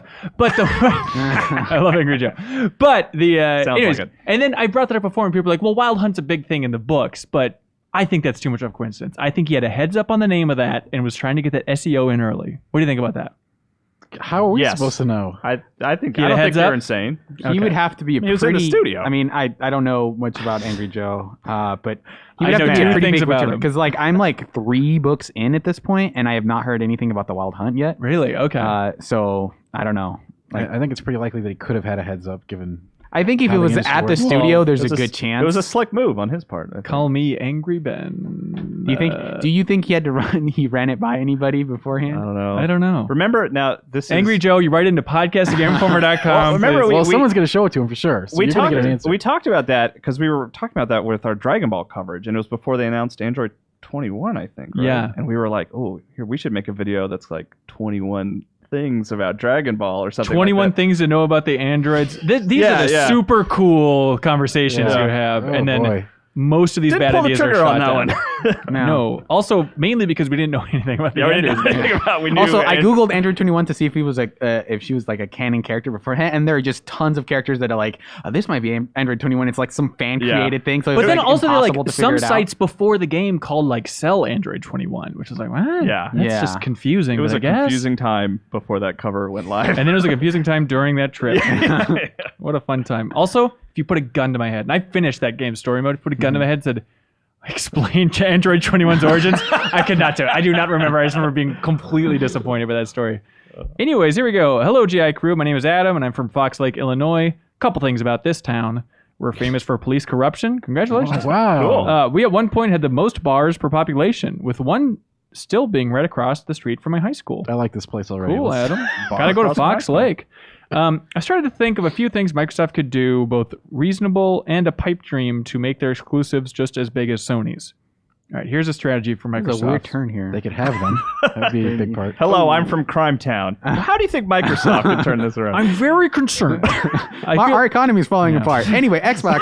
I feel like this is like a sliver, but it's fun to focus on, right, compared to our massive plan to overturn the Xbox, which we did a couple months ago, Dan. I remember. I remember. Okay, so Adam here says, buy the rights to dead franchises. Two that come to his mind. What if Microsoft just bought Dead Space from EA and bought Jet Set Radio from Sega? And just released 2 new ones. How would that go? I don't think they'd be that expensive. One of those would be a big hit.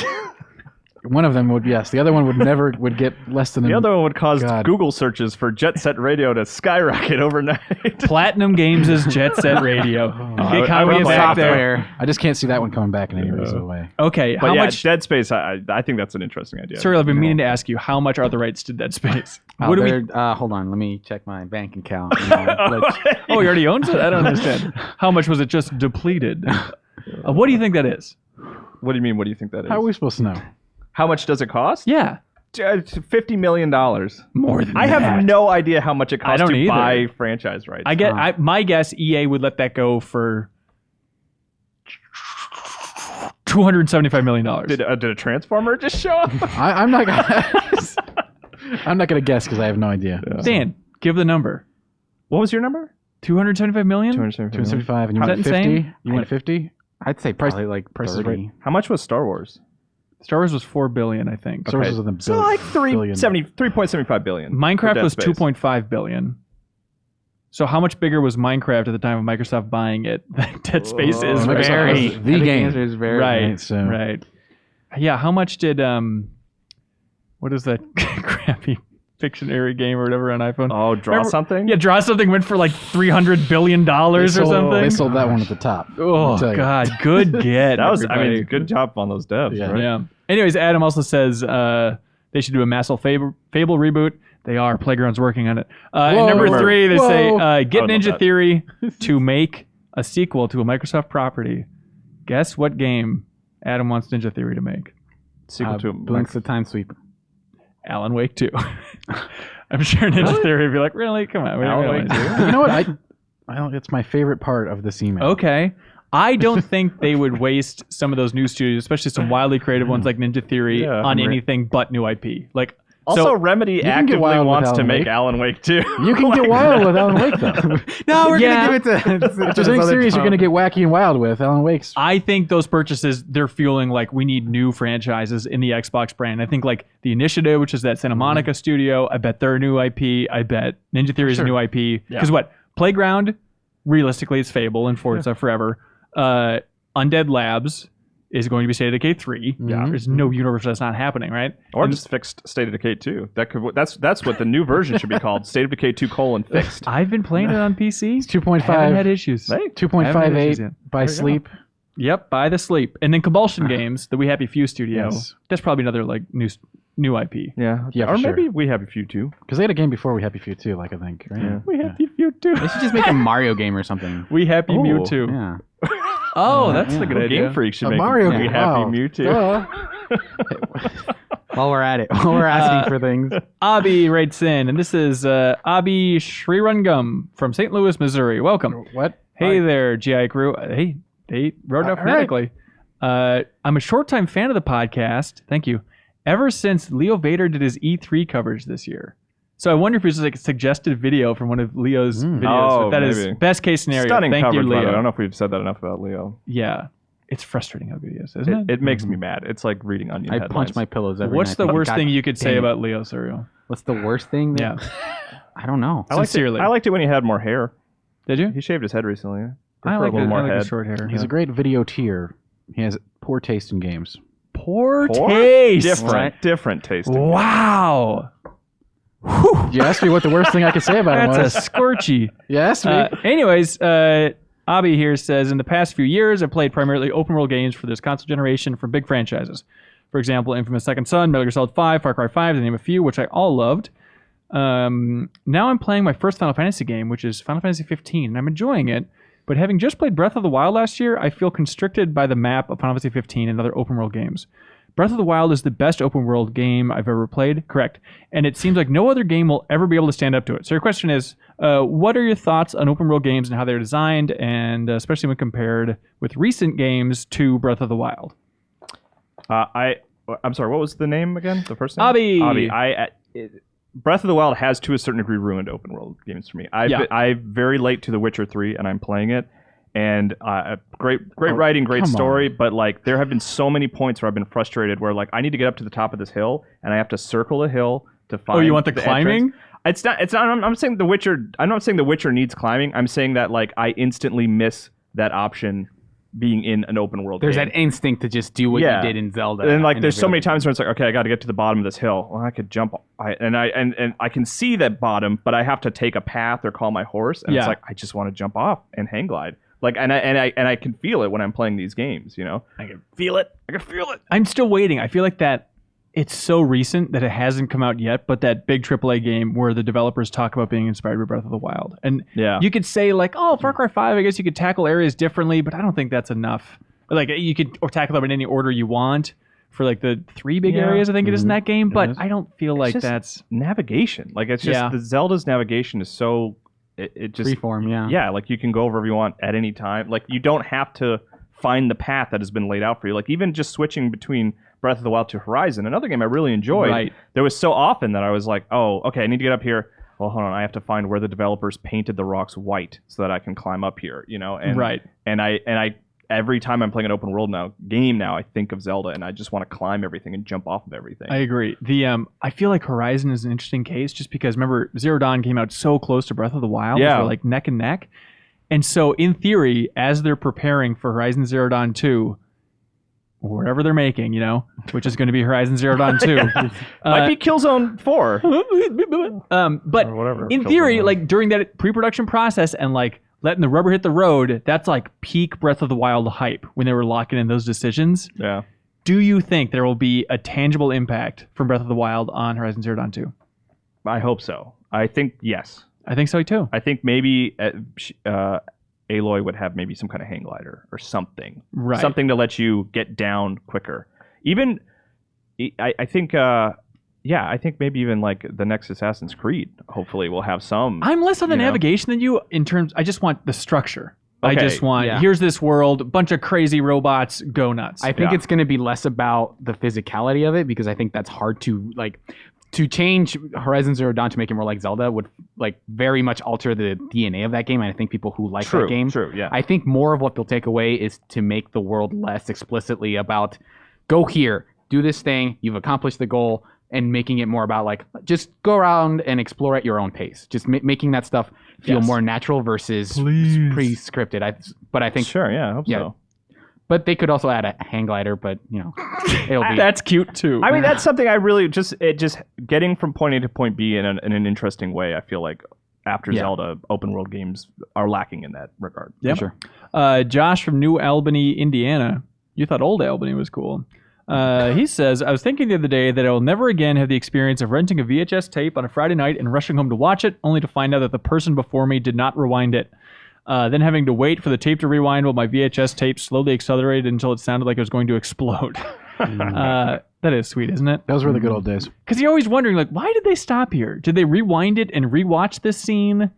Why is it on the naked scene from Titanic? I don't understand. Is there anything from the past that used to annoy you that you kind of miss now? My parents. I don't know. The act of walking through a video store to pick out something to rent with somebody else was always an interesting kind of thing that is lost now because it was like But a it didn't- matter of but it did it annoy inventory. you before? Sometimes because it would be like, oh, I really wanted to see this movie. Oh, they don't have it. Okay, we got to pick something else out. Like that. Yeah. That's something you'll never run into looking at a digital storefront. You can pick exactly what you want to watch and it'll always be there. You don't have to have. Well, bunch of sometimes it's backups. like, what is this on Amazon? I don't have Prime. Can you Yeah. log in? Like, that's the fun modern day stuff that we're going to miss eventually, right? Yeah. I miss buttons. I wish I had buttons on my phone. Like Oh, more really? buttons. Like a tactile keyboard. I want that back. Like I miss having a keyboard that I could type on my phone. Yeah, the just lousiest one possible. But I don't know if that annoyed me, so I don't know if that fits this question. Right. I always liked having a keyboard. This full isn't keyboard. quite VHS old school, but one I was thinking about was there's a part of me that kind of misses like the commitment of back in the early days when I had to like manually sync up podcasts. We're talking like 2007 or something, where it's like every night, all right, new Adam Carolla show, here we go. And so like then you just sync it up every night. You have to download it, just watch that stuff downloading, process it, wait for it to go, and then unhook it and get ready for the next day. There's something kind of fun instead of just my phone will have new stuff when I go home. No problems here.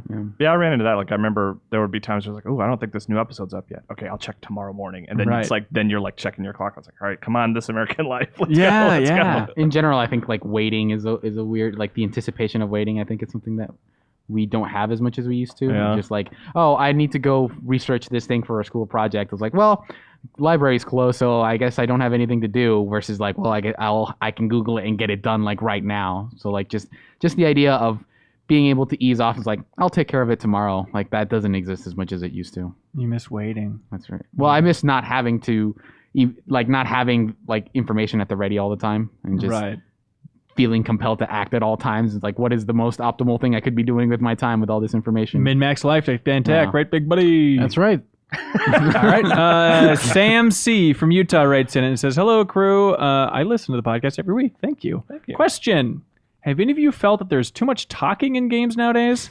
Barring the obvious genres that require voice acting, like story-driven games like Hellblade or JRPGs like Persona 5, I've noticed that too many games have a lot of chatter. Seems like someone always has something to say and that I have to listen to them. Even if I'm busy killing robot Nazis or gunning down super zombies, there always seems to be some AI companion that wants to awkwardly force a story dynamic in the heart or the heat of gameplay. Yes, I do feel that way. And maybe it's just because we just talked about it with WarioWare Gold, where it's like, okay, just this is not what I want from WarioWare. The characters are cute, but I just do not want this much talking in those brief cutscenes. But the other one recently, we didn't talk about it on the podcast, but I've been playing Far Cry's Far Cry 5's second piece of DLC, the Lost on Mars one. I'm into the premise. Having like Far Cry on Mars is cool. Navigation is cool. You like this, Kyle, because you have like a jetpack and you can like fly up and hover, kind of like Mass Effect Andromeda style. So like changing up the way a Far Cry game plays and just spending so much time in the air is cool. And also the creatures are kind of like Tremors. They even reference Tremors, where like if you touch the ground, they'll come out and attack you. And so there's this fun push and pull because you'll kill an alien and it'll like die in the sand on Mars. And it's like, well, if I want to loot that, I have to run out there and grab it real quick. But if I touch the sand, then more of these freakers are going to come out. But what super sucks about it is everyone's favorite Far Cry character, Herc. He's a floating head that you bring with you, and then he turns into a robot. It's a whole thing, but he never shuts up. And the jokes are like 6 out of 10. It's not like embarrassingly bad, but it is just like a radio play. He just never stops talking. He's like, what? I understand some writer wanted to do this. Who wants this from Far Cry? Who wants this constantly talking companion trying to make joke after joke after joke? It's absurd. Yeah. Stop it. My version of that is just like, I play a lot of Destiny, so just hanging around in like the tower and stuff, you spend a lot of idle times, and this happens in MMOs as well. It's just standing around a space and just hearing the same lines over and over again from like basically your carnival barker vendors of just like, hey, come check out my wares, and they just cycle through like the same 3 lines over and over again, and just at some point you always have to get up and just mute it if you're like waiting for friends in that space. You're just like, I'm just checking my phone. I don't need to hear about your wares. Circus of values. Yeah. Posse. Okay, here we go. Posse from Alavas, located in the middle parts of Finland, Mid-Fin, as we call it. Mid-Fin. Hey, podcast team. My question is simple. To cash in on the rumored end of the PS4, not anytime soon, I thought to ask, what is the size of your backlog, and what is the game there that you're most anxious to be playing? For example, after many good PSN sales and monthly free games, I have around 30 games I want to play. My Geralt is only level 13, and I really want to continue the story. There's always some shorter game that I would rather start than finish Witcher 3. Kyle says Witcher 3 sucks. So you don't need to play it anyway, apparently. But PS4 specific backlog is interesting. Sure. Where are you guys at on this one? I don't have a backlog. Just want to throw that out there. I don't believe in the concept of a backlog. Right. I'm still confused, Dan. Set the record straight. So I'm here to set it straight. Have you played Uncharted 4? Yes. Where are we going with this again? Because I'm very confused about it. And that when we were looking at that, when we were doing that little thing, I have not completed it, so Okay. Right. But you have technically played it. Yes. Okay, there we go. So even though you don't have a backlog, is there anything on your backlog? No. Is there any game that you have not played that you would like to play? That you've been meaning to play. That is out. I'm playing the game I want to play at all times, for that. But there are Sir, I don't understand why you're being frustrated. This is a totally reasonable thing. What game are you playing right now? What? Just like right now, when you go home, what are you going to play? Shin Megami Tensei. Okay, after you finish playing that, what are you going to play? Shin Megami Tensei. No, but like, what's the different game that you're going to play after that? I guess Dead Cells when it comes out. So Dead Cells is on your backlog. What? It's not out yet. No. It's not going to be on my backlog. You can't have a forward-looking backlog. That's a forlog. He wants to know what I'm playing next. I was trying to get him to admit to having a backlog in some way, shape, or form. No, that doesn't count. Let's just ignore Dan. One I didn't think of until recently, and I feel bad. We played like an 2-hour window of it in a stream, I think, but I haven't played Detroit Become Human yet. Oh. I feel like I should get through that sometime soon. Should he, Serial? Oh, you just finished it? Yeah, I beat it. What do you think? It's I don't know. It's okay. You can skip it probably. Is it going to make me laugh? I laughed once, but I think it was unintentional. Okay. No, that's what I want. Okay. That's what I want. I want to mock it. If that's I think the thing that continues to frustrate me is that sometimes they'll just make futuristic things of things that have no bit, like police tape. They have like virtual police tape, which I don't think anyone would use. Like you're gonna spend like $300 on this like police tape that just does this, right. And it's like, which acts as like no physical barrier to anyone who wants to enter a police zone. Yeah. But they still have like, it's the future. It's got to be virtual. Everybody overshoots the future at all times. Yes. Yeah. I refuse to delete Yakuza 0 off my hard drive for some reason. So that's been sitting on there for a long time. Well, it's on Steam now, so you can delete it. I have wanted to play the Bloodborne DLC since it came out, and I still have it on my PS4, and I have not touched it. I heard it's a real piece of cake. It's very good. It's very hard. And by the way, I guess I do technically, now that I've been thinking about it. It's happening! Shut up and let him talk. Does it count as a backlog if I know I'm not going to play it, but I still want to go back and play it? That's a backlog! So Persona, I still haven't finished it. So There it is. We did it. Yeah. It's not PS4, but after a 2-year break, I finally beat the last level of Quantum Break last night. Oh, really? Yeah. What'd you think? Well, I skipped the final television episode, so I had no idea what was going on. Perfect. But the gunplay and soundtrack to that game are fantastic. Does it have a cool ending? If I had known what was going on, I think I would have been very affected. 20 minutes of sitting down and eating popcorn and watching the TV show. You couldn't do it. I skipped it. I didn't want to do that. That's the thing that finally made me go, you know what, I'm going to go beat this game, is I made the decision to just skip the TV show. Right. Took me 2 years to come to that. Words to live by. For now. Jason from Salem, Oregon says, "Hey, Dearborn and friends. Now that games as a service and frequent updates are a normal part of our gaming lives, what is a game that you tried at launch, you didn't like, then went back to it after a major update and ended up enjoying it?" I have a really good example for that from recent times. The Division. Really? I was completely disenchanted with that when it launched. I had very little interest, but me and the gaming crew went and hit it back up when it was on Steam sale recently, with all the bells and whistles, all the DLC, and we had a blast playing that thing. Just absolutely. Really? What do you know specifically what changed that made it so much better? Actually, I don't. Really? I think Okay. it had a lot of the stuff on release. Maybe it just didn't catch me originally, like just going through that first part solo. Yeah. But then when everybody's like, let's get together, let's go do some Dark Zone, let's go do some Underground. I'm like, okay. It's fun. It is fun. It is fun. I had a similar thing with the original Destiny, actually, where I played it in 2014. I beat the campaign, and I was told, like, you have to raid, like, it's the best part of this game. Oh, and, right. And at one point we were about to raid, and it's like, oh, we got someone to sub in instead of you, like, you're out. It's like, well, I guess I'm done with this entire game. You people can all go screw yourselves. I'm done. Because I'd been trying to get into this raid group for like a whole month, and then at some point there's like, no, we're not gonna. So I was like, I just rage quit that whole game at that point. But I imagine Matt Miller's wide open, friendly, warm arms. No, it was embraced actually just like the complete edition was going to come out with it had Rise of Iron and everything else in it. Oh, yeah. So I was like, my brother wanted to like, hey, like, is this game good? And it was like, it's basically, I was told at that point, it's like basically an MMO, but that's a shooter. And it was like, all right, I guess we could play that. And then that's when I started playing Destiny, like, for real, after like 3 years. And now you're hosting a special edition podcast airing tomorrow in this That's very right. feed about Whoa. Destiny 2 Forsaken. Now Stay I tuned, am everybody. Destiny. Wow. Just separation. Mike from Rantoul, Illinois. Rantoul? That's the worst word I've ever said out loud. Rantoul. Hey, GI Crew. Pokemon Gen 8 is coming up next year. Gen 8. Simple questions. Yeah. Would you rather they continue to make brand new Pokemon species or focus on creating more evolutions for Pokemon long forgotten? Like when they introduced evolutions for Tangela, Magmar, and others in Gen 4. This question was inspired as I was recently looking over the list of Gold and Silver's Pokemon and I realized just how many Pokemon in those games have no evolutions or are completely useless. I personally would like to see less brand new species and some attention given to old Pokemon. Mega evolutions don't count. So yeah, I agree with him, actually. I think I'd like to see, people love the classics, right? And people know the classics. So why not just put interesting takes on them as it's a why not Because, bull, like, it's a why not bull situation, but I would love to see new takes on Charizard and all stuff like that. I'm a little torn on this one because, like, a part of me loves dipping back in and adding a new twist, but, like, I'm Tangela fan number one, baby. No, and there are no Tangela fan number one, The Dantak. 151st lamest Pokemon. That's right. And I feel like I didn't know about Tangela's evolution until like 2 years after it had come out, where I was like, wait, what? The evolved thing, and I looked at it and puked in my shoes. It's the correct reaction. Yeah.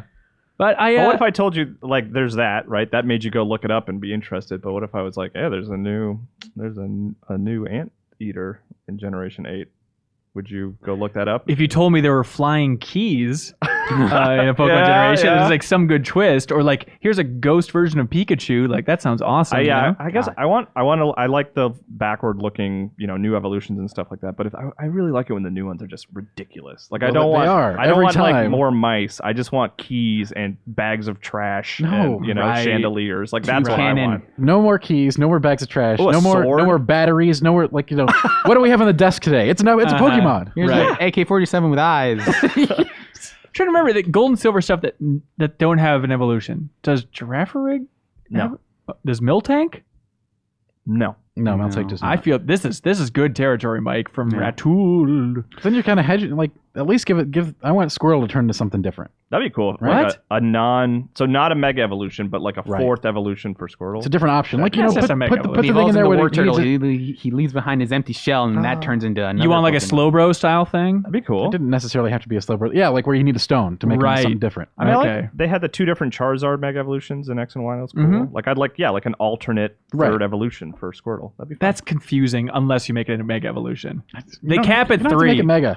You don't have to make it Evolution mega. stops That's the here. law. That's the law. It's all made up, dude. We can do whatever we want. Those rules are there to be broken. Yeah. I'd be pretty excited if they actually went back and added Gorochu to Raichu, like that mysterious, like unreleased Pikachu evolution that was too powerful, so they left What it out is of the game. this? That was the gold and The third- silver. the Oh, third- one of them third those cut? evolution? Yeah. One of those unreleased Pokemon was like an evolution for Raichu that was called Really? Gorochu, and it was they cut it out because it was too powerful. We have no other solution. We must kill it. powerful. It's becoming self-aware. Well, that's why it never became an issue. They killed it. They actually did. Right. They did what Jurassic Yeah. Park is like unwilling to do. That They just- Pokemon is now missing number. Wow. Neat. Jose Gabriel Ementoy writes in with an email after my own heart. Uh-oh. It just said, Sunset I love Riders. you. it just said side quests? Question mark. And then he attached the biggest picture possible of Ben Reeves with the Krusty the Clown haircut. Is that Very a good. story that I was think on we what, told a this on Mass the Effect podcast. cover trip? No, this was on Elder Scrolls Online's cover story trip. That's right. Okay. Real quick, it took me forever to set up this whole interview that Reeves is going to be talking to the director and the quest designer for Elder Scrolls Online. We're in the room for like 25 minutes of me setting up multiple cameras and the lights and everything. After this long, awkward build-up, then I said, all right, and we're rolling, Reeves, take it away. And he just looked at him very blankly in a very Reeves way, just goes, side quest? And they amazing. they panicked and were convinced that was a real question. Like, the thing, Elder Scrolls Online will have a myriad of side quests. And like, we're all into like it was an actual question, but it just was That's so amazing. funny. That's hilarious. That was actually. pre-100 questions too. I think Yeah, it was the original 100 questions. Wow. that was the first of the 100 That's questions. right. Jose writes in and says, hey, Ben, this isn't really a podcast question. Oh, but I was just wondering where I could find old podcast episodes. I can't seem to find them on your site or from the built-in podcast app in iOS. I remember really enjoying a podcast where you guys discussed the VGX, another one where you discussed the first episode of Life is Strange. I want to go back and listen to older ones. I do too. This is an issue. In theory, we're going to be fixing that very soon, maybe even by the time you hear this, but we definitely want to, like, all those old posts are up, but you actually can't get to the audio with the new site, but it is back there and we're going to surface it in theory, but there's a lot of episodes to go through, but at some point I would like to put that out there again. And someone wrote in asking about Twilight Highlight Zone as well, like that podcast I had with Cork. Also, I want to surface all those old ones as well. Anyways, Dan from Fitchburg, Massachusetts says, yo, crew. Yo, I just got done playing through The Last of Us for the second time thanks to the remaster. After I finished it, I thought about The Last of Us Part 2 and how that if it's more of the same, I don't need to play it. The trailer shown during E3 looked good, but what else will the game offer? I just feel like there has to be something else there to get me to play the second installment. Do you think there is something that hasn't been shown yet to distance itself from the first game other than just playing as Ellie? Does her immunity develop into something more, like a special ability or a power? Will new enemies cause the gameplay to change in a way that will make the game feel new? What do you think? I mean, I'm sure there's a lot we haven't seen yet, but Well, first of all, I think giving Ellie some sort of special like power would kind of be really weird and maybe ruin the experience. If she it's could like subtle- teleport suddenly, like I think that'd be. Okay, but what if it's some sort of like she can control certain enemies? I don't like it. I don't want any already weird don't ass like it. Bioshock. This isn't Bioshock. I think already making her like the chosen one is already like pushing the limits of reality in the Last of Us chosen universe. one. I think she's just one. That's the known immunity. Like I'm sure She's there's willing other to get people her who are hands dirty immune. and do what needs to be done. All right. I mean, for me, I just Vengeance. I just want to know what's next in the story. Like Yeah. you know what I mean. Even if the gameplay is pretty similar, I just want to know what is next in Joel and Ellie's. So life. you don't need anything else, just the gameplay there, good to go. I mean, it's like it's not a great admittance to say like I don't need anything, but that's my main interest in the game is what is next. For Right. those I two. think like as with most Naughty Dog games, I feel like the gameplay is more. It's just mostly a vehicle for me for the story. I'm just like Same. I don't need it to be like mechanically compelling or anything. Like when they added like a more open area in Uncharted 4 and they added like rope swinging, I wasn't like. Finally, Uncharted has these things. It's just like okay, it actually like the open world part of it actually kind of made me frustrated because like Totally. just the idea of ever getting stuck in an Uncharted game was just like foreign to me. I was like, I just want to see this story continue. I don't want this game to ever test like my critical thinking skills that thoroughly. Yeah. And I think what Dan might be getting at, or what he can look forward to, is, I mean, they haven't focused on the infected yet. And I totally expect there to be like an evolution in the virus. Yeah. Or, you know, I guess not virus, but you know what I mean. But just like that, the enemies will look different because they'll have had more time to sink in. Something will have changed the way they look or act. And I'm sure there's going to be some freakier things along the way. Yeah, we can finally make the leap to giraffes, something like that. Yeah. We have no idea what's going on. I think what we Giraffe saw, Park. you know, in just a little tidbit is we saw that, you know, humans are far scarier than Yeah. clickers. I Wait, mean, you're saying they are the Walking Dead? Whoa. Oh. they've also mentioned that it will have multiplayer. So like that could That's be an true. interesting avenue for like here structurally like it'll control the same, but like how you engage with multiplayer with like your survivors and stuff, that could be Here's your battle royale. yeah. 100%. Nick from Atlanta, friend of the show, says, "Hey crew, Front of the show. I've been playing Octopath Traveler since it came out, and like most people, I've been absolutely amazed by it. Between that and Hollow Knight, my Switch is keeping me pretty occupied with these retro games. This made me wonder, do you think a retro-style game can feasibly win and beat modern games for an overall Game of the Year award? Or is there too much weight to the advancements made?" Sure, could happen. Yeah, I the think game, so. If the game's great, obviously, just like every other thing. Like, I do think that they would face an uphill battle, just like the I agree. idea of like here's this immaculately produced, very like visually striking game that makes you think like, man, they really put a lot of work into this, versus like like I'm not saying those games don't take work, but like pixelated games with just the impact of just looking at it, I feel is lessened. Even if it has a ton of smart ideas, I just think it would be very difficult for that. I think sure, it might be tougher, but I think it could definitely happen if Oh yeah, if for a sure. Chrono Trigger came I around. feel like the older version of this question Yeah. was like, can a portable game win Game of the Year? You're totally right. That was a huge discussion. Yeah. And did it ever? I don't. I mean, I'd have to go back and check the history of all Game of the Year awards ever, but I can't imagine that's too common. Of just like, hey, we really liked, you know, for example, Advance Wars, and like we gave a Game of the Year over whatever else came out like that. Right. I don't think I don't remember an instance of. I that bet there's some happening. freaky site somewhere that's like Sword and Sorcery, Game of the Year. That's You true. know, I bet. I don't know. I could see Kill Screen having done that at some point. Right, something like I mean, that. on my personal list, I usually like. I Right. know the year came out. I had like Fez was my number one. Hyper Light Drifter barely got beaten out by Inside the year that Right. came out. Personally, for yeah, me, I would go for to the mat personal those list. I games. think it happens all the time. Totally. Yeah. Stardew I Valley think just for- happened not too long Yeah, ago. but for outlets as a whole, anytime you get a group together, I think it's easiest to come to a consensus that like something like, let's say this year, God of War is like the best, even though like I don't think it's- Hypothetically, yeah, Hypothetical. but There's like a lot of year left. not enough. But like for personal lists, I think those all diverge in interesting ways. But I think when it comes to like, let's make a group decision about what we agree on, it's easier to point to like the big budget games. Yeah, Right. just because they're pushing Right. video games forward. yeah, I guess so. Interesting question though. Question of the week. What do you guys like? Mm. My Oh God. You know, this is. I don't know of a clear standout. I like whatever question had Tack admit that he has a backline. That is true. I didn't It's mind. not really it's one game. It's Still, one game. You finally the It's one- champion. People put cracked. games on their backlogs they never play. But the all backlog time. you intend to play sometime. Yeah. Do you intend to play Persona 5 someday? Would you like to? Yeah, maybe. Still? See, that's I would say fine. that about a ton of games Because I know I'm not going to, All but right. I want to. So. Sure, we Yeah. get it. We get it. I I also- think that's solid. It's a step forward, I think. I do. I also like the one of like what annoying thing in the past do you miss? okay. Like I think that's just kind of an interesting idea to Sure. think about how technology changes and you That's true. I like the biggest game you've never touched. That's not bad. I like that. It's not bad. I could go backlog though. I like Never Touched more than Backlog. You do. Yeah. Okay. Now we're gonna have to have a. How are you feeling about this, Dan? Yeah, I'm fine either way. Gosh, I really am fine either way. I'll just. Backlog is a question that I feel like we've covered before and Okay. often. Okay. All right. Biggest Yeah. game series you've never touched. Sure. That is Adam Smitley. Hey. And as everybody knows, he's from. I don't know. He did not submit it. This is the What? first ever. Oh my Adam we Smitley. can't have somebody Well, who doesn't We submit can, win, right? absolutely. Did you All just right. need him to write in? No, I think we'll just put him in Greenland. Congratulations, Adam Smitley. Thanks for writing in. Podcastgameformer.com if you want us to read your question in a future episode. As for now, I think it's time to let wonderful intern Jacob Geller, who's been switching this in the booth, make any corrections that he can think of. So on the mixer over there, you want to pot up number 10. I believe it's number 10. It should say control room mic. Do you see anything there that makes sense, Jacob? You got it? Nope, not it. Okay, This is your first test, and this is not rehearsed. Is it working? Yeah, there we go. There he is. Jacob, what has been bugging you during this section of the podcast? You guys are great. I think everyone's Cool, great. really good. Let's move on. If you don't have a backlog, I don't know.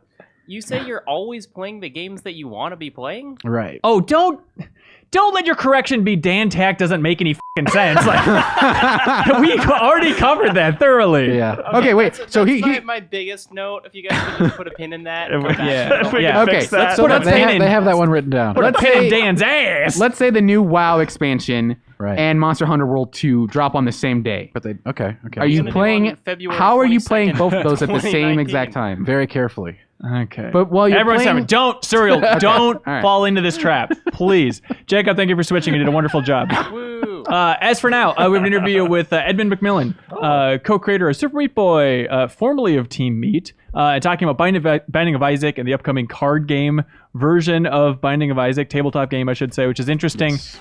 But we dive more into like him separating from Team Meat than I expected. I think it's interesting. It's clearly an emotional topic for him, but it's something that isn't too well known out there. That he wouldn't be involved with Super Meat Boy if it continues in the future beyond forever. So wild times, but stay tuned for an interview with Edmund.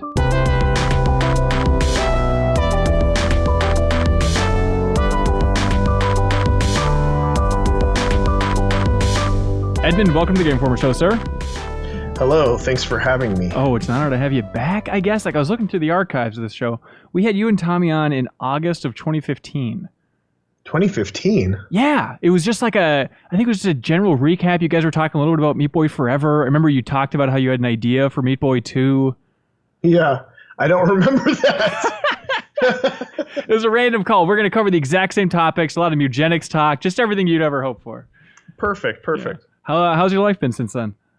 It's been busy. I mean, since then I almost have a 3-year-old baby, so that's a big Oh, jump. congratulations. In that interview, you mentioned that your wife's about to give birth. Oh, really? Yeah. That's crazy. Yeah. Yep. She's going to be 3 in 2 months, and she's insane. Is it having a big impact on your game development time? I mean, it's just reprioritizing my life for the most part.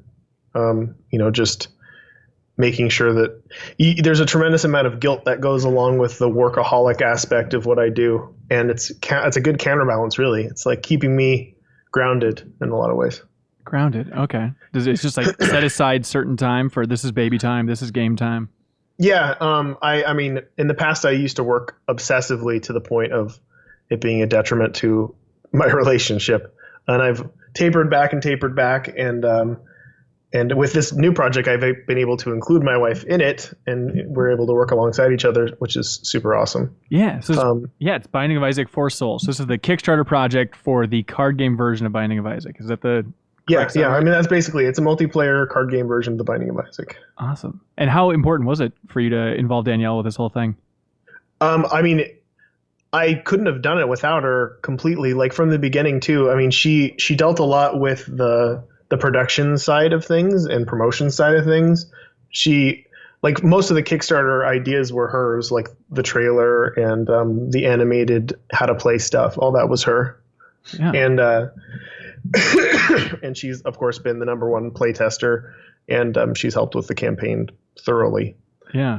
But yeah, it was crucial because the last crunch that I did, which was for The End Is Nigh, that was like the worst crunch because Peach was getting ready to turn. It was like about a year ago. She was closing in at 2.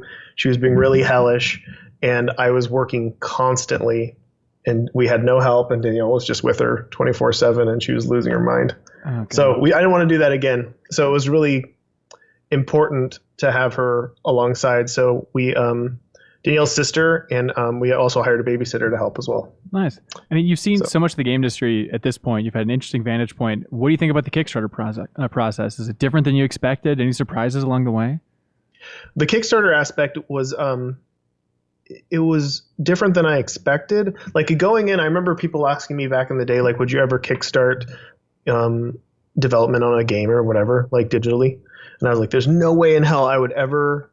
It's just like such a horrible thing to do, is have something that you just have an idea for and then you don't know if it's going to completely function the way that you think it's going to function, and then you ask a bunch of people for money and get them hyped up about it, and then you realize like halfway through that maybe it's not exactly what it should have been, and you can't really move past that because you promised this stuff to these people. So when I was initially approached, I was approached by Studio 71, who Garima and Javon dealt with the Kickstarter, at the actual making of the Kickstarter page, and all of the production side, the actual like putting together the cards, all the business transactions, all that sort of stuff too. When they approached me and said, "Hey, are you interested in doing a Binding of Isaac card game on Kickstarter?" My initial reaction was, "No, I don't want to do that. Leave me alone." I'm not. Yeah, basically that's how I am with like anybody who comes and asks me a question. I scream, "Leave me alone," and run. But they kind of planted a seed, and I kept thinking about like what would a Binding of Isaac game, like a physical game, be? Because initially they were like a board game, and it's like I don't know. It was just running there, and I thought, oh, like I could kind of totally like redesign all the mechanics of all the different characters and all the different items, everybody's favorite things, and kind of reimagine them in a multiplayer card game. And I started working on that, and after a week I had a prototype that was playable, and after about a month of testing that, I recontacted them. I'm like, "Hey, it's been a year. I don't know I don't know if this offer is still on the table, but I have something and it's legit." And but basically the mistake I didn't want to make was I don't want to go in having something that's just an idea and then everybody can, give me input on it or help me finish it. This was essentially a finished product that just needed to be produced. Right. And they understand production, so it's like there's really very little risk here compared to the average Kickstarter for like, I mean, I'm sure you thought back on this, you even subtly hinted at it, but like if you would Kickstarter Mugenics, like what a nightmare that would have been. Yeah. Holy God. You have no idea. That would have ended my career. That really would have. If I would have done that, that would have been a terrible idea. Just imagine. But at least I had that foresight. I had the foresight to not do that. I mean, I know so many people who are locked into existing Kickstarters that they've Kickstarted ages ago. And, after a certain amount of time passes, your biggest fans become your worst enemies. Oh, yeah. They want you dead. Do you have any of that, though? Just even not Kickstarting it? Just people being teased with the concept of this Mugenics cat sim game, and they just constantly bug you? Mugenics will haunt me till the end, but I mean, Mugenics will happen one day. It's going to happen. It is a guarantee. It's something that I want to finish, and it's something that I've been prototyping again with Tyler, who I worked on The End Is Nigh with. So there's no doubt in my mind that eventually I'll circle back to it. It's just I know, like when working on certain projects, you can usually feel within the first few weeks or few months of the project how big the wave is, like how far is this going to carry, right? Okay. And for Mugenics, on my end, I had this huge wave. I felt like I could ride this thing for 3 years development wise, but not everybody else was feeling it, and it kind of just died like right there. And it was like, well, I guess we'll move on to something else. We can, do Super Meat Boy Forever or whatever else. But I definitely want to circle back at some point, and I want to finish this because it's always been in the back of my head. And since leaving Team Meat, when working with Tyler, it was like we started talking about, well, what could Mugenics be in the future? Like what could we turn it into? And I've got quite a few ideas, and we've been prototyping a lot of different things and making it crazier. And I mean, it's one of those feature creep games that revels in how much of a feature creep it is. Like it is. Right. It is. It's like kind of like Isaac is now. It's this endless ball of chaos that just keeps unfolding. And so yeah, I mean, once I get to a point where I'm comfortable with my home life, and I'm comfortable with everybody I'm working with, and everything's moving smoothly, I would love to jump back in and finish that. Yeah. But it'll probably take like 3 years of work. And you can kickstart the tabletop version of Mugenics. Yeah. And I'll kickstart and then I'll kill myself. Jesus Christ. Yeah, I might as well just kickstart my suicide. I mean, it's fine. Like how much people want to drop down on? You can pledge the different ways I die. It's a family show. I mean, Jesus Christ. Eugenics. Hey, Eugenics. There we go. The Kickstarter. I mean, what's it at right now? 1.5 million. Oh man. No, we're at 2. What is it? About 2.1. And what was your goal? 50 grand. That's what we needed in order to like pay the artists and start production. So what the fuck happens now? You live in a mansion? Where does that money go? Oh yeah, I don't get much money. This is okay. So this is the sad spoiler for all the people who see that and think, "Wow, Edmund's really made it." There's this thing called overhead, and I'll tell you right now, with all the stuff that we've done with this, I'm not bringing home much money. I'm doing this because it's super fucking fun. I may make money in the end. Like it's like funding the initial lump order of a bazillion units, right? That go to people. The more we order, the less they cost. But currently they cost a lot, especially with the figures and everything else. Like even just buying a mold, buying the mold for the figures is like more than 10 grand for one of them. That's so wild. It's like, so it really, you take a huge hit, but then, you know, the higher the number goes, the more evenly spread everything is. Yeah. And, but I'm definitely, it sounds stupid, especially when like looking at the number, but I'm not doing it for money. I'm doing it because this is a really fun project. And I've been waiting for the opportunity to do Isaac merch forever. We've tried so hard to do Isaac merchandise and try to maintain our own shop. And it's been a disaster. Like we just could never keep up with the demand. And we could never really make any profit off of the stuff that we sold, especially due to shipping and stuff like that. So it was pretty important to have Studio 71 kind of come in and Garima and Javon do the math for me, so I didn't f everything up. We're not losing money, but we're not taking home a big chunk, and the chunk that we take home is split, you know, between everybody involved, you know, like, but it's still a huge success. Oh, and yeah. We're not gonna pull all the biggest Kickstarter stories usually end in a disaster. You find out that like, oh, that they made $9 million and then they lost money off of it. Yeah. It's like, that's what Javon and Garima are there to make sure we don't do that.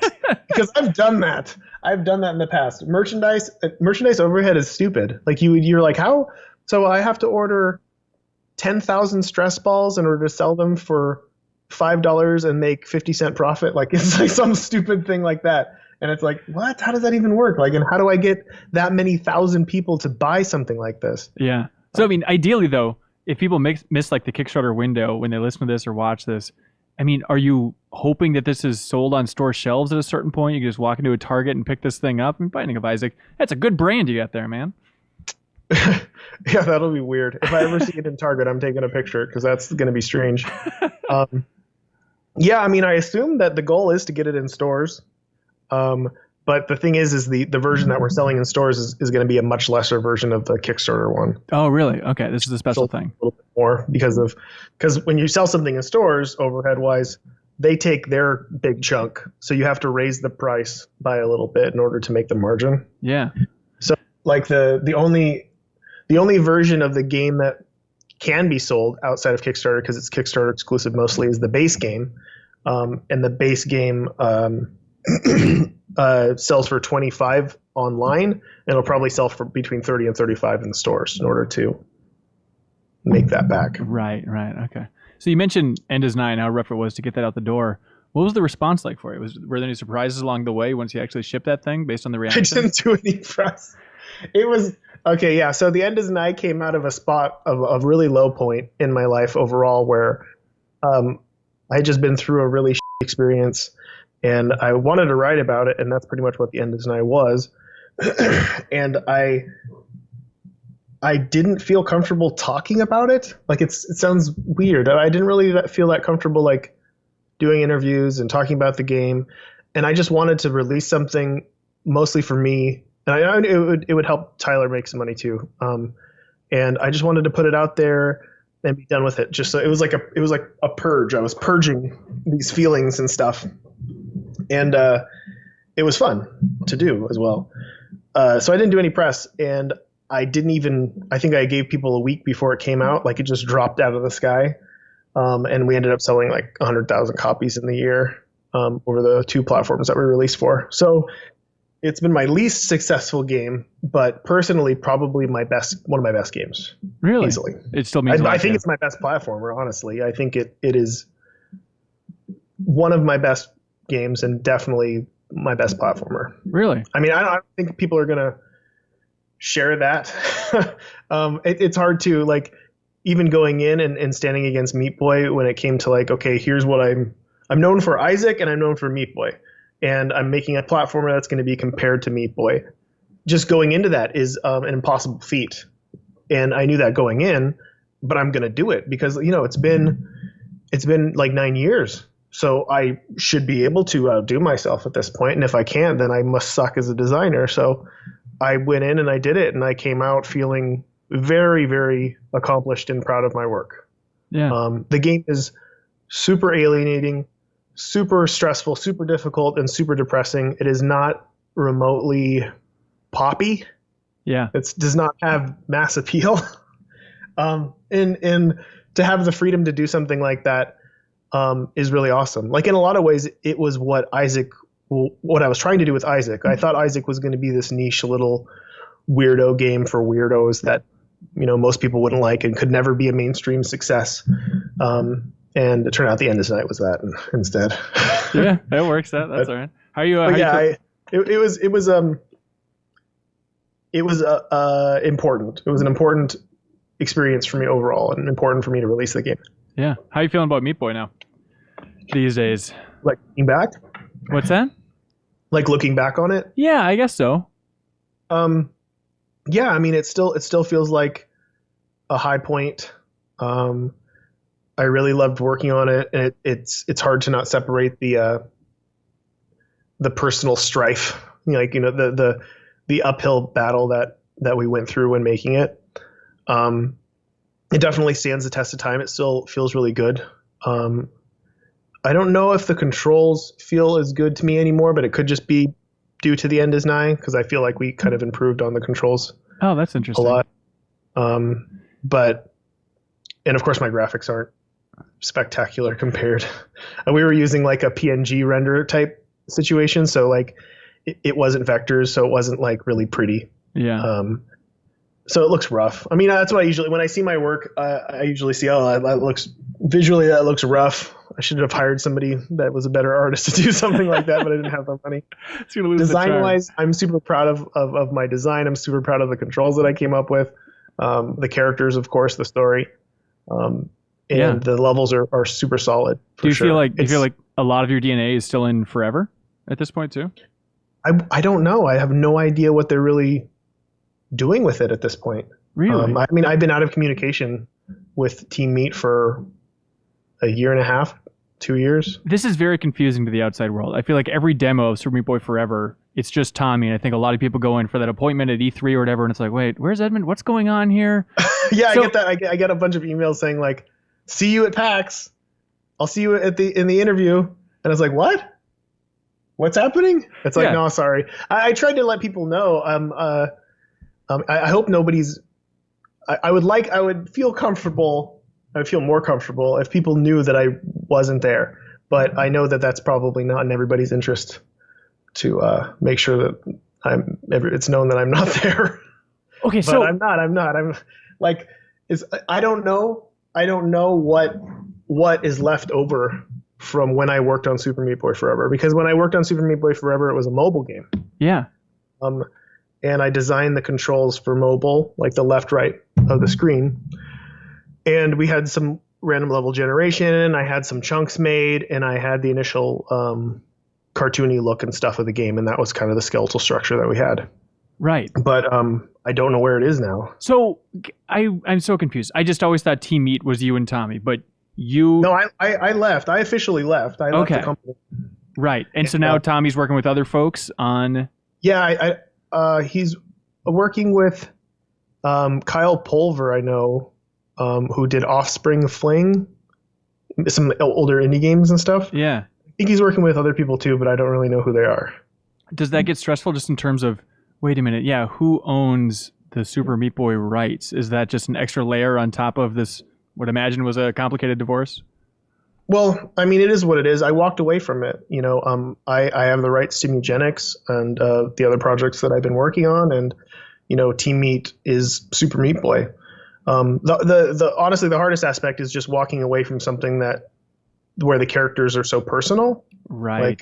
Like Meat Boy is me, and Bandage Girl is Danielle, and the game's original story was a pretty personal take on kind of an unplanned pregnancy situation, which I have never really gone into. So yeah, it's a super, super personal story.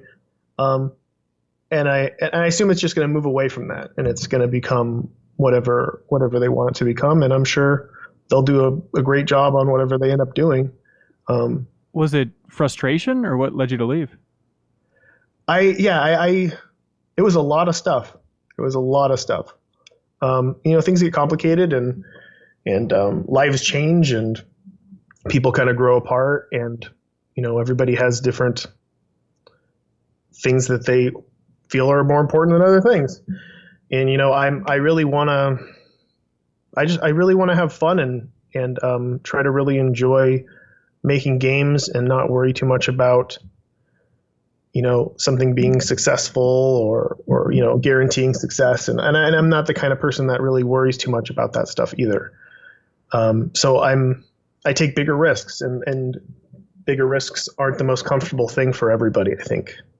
Interesting. Okay. Because I remember back in 2015, you were talking about like, I have an idea for where I'd like to bring Super Meat Boy 2 if we ever get around to it. And it's just one of those things, just leave it all behind. Yeah.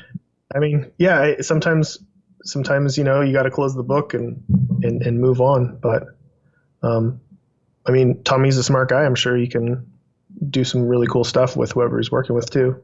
Yeah, for sure. There's no doubt. Yeah. How are you feeling about the games industry these days?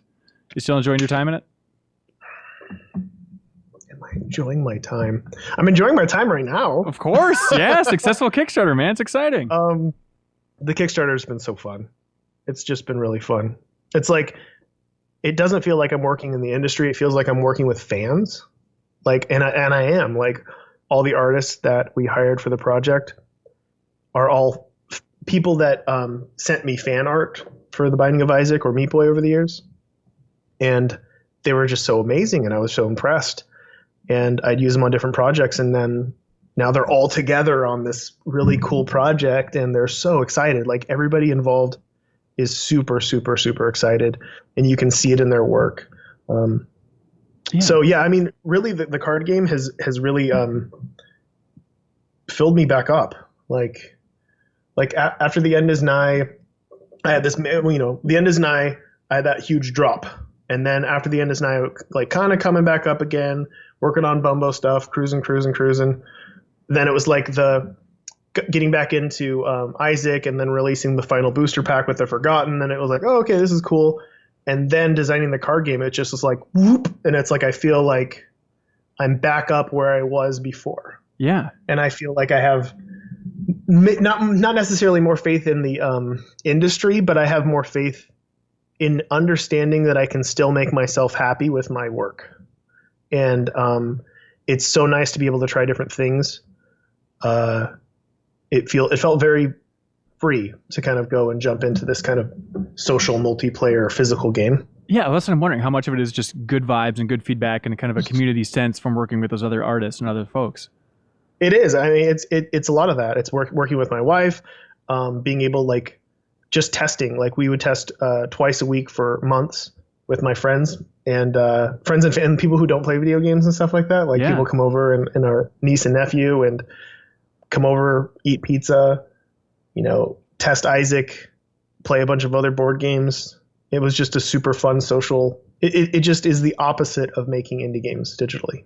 Like, right. It feels, because it's so isolating, and making indie games so isolating and so depressing at times, because you're in this headspace where you think what you're doing is cool, you think it's good, you don't know for sure because you get tunnel vision, and it's just and then you'll test it with somebody and you'll be looking at their face and you'll be like, are they enjoying themselves? Like, is this good? It's like, okay. And then you'd like write down all the information that it's like, okay, well, I should fix this, I should fix that. And you go back to your hole and you slowly wither away in your chair as you fix the other things. And then, months later, you'll go and do it again. It's like with the card game, it's like, hey guys, want to play this card game? Let's all sit down. We play. Everybody's happy. Everybody's having fun. You see the emotion in their faces. Everybody's super into it. And then you see one flaw and you're like, oh, that doesn't work. All right, let's do another game and we'll try with this roll.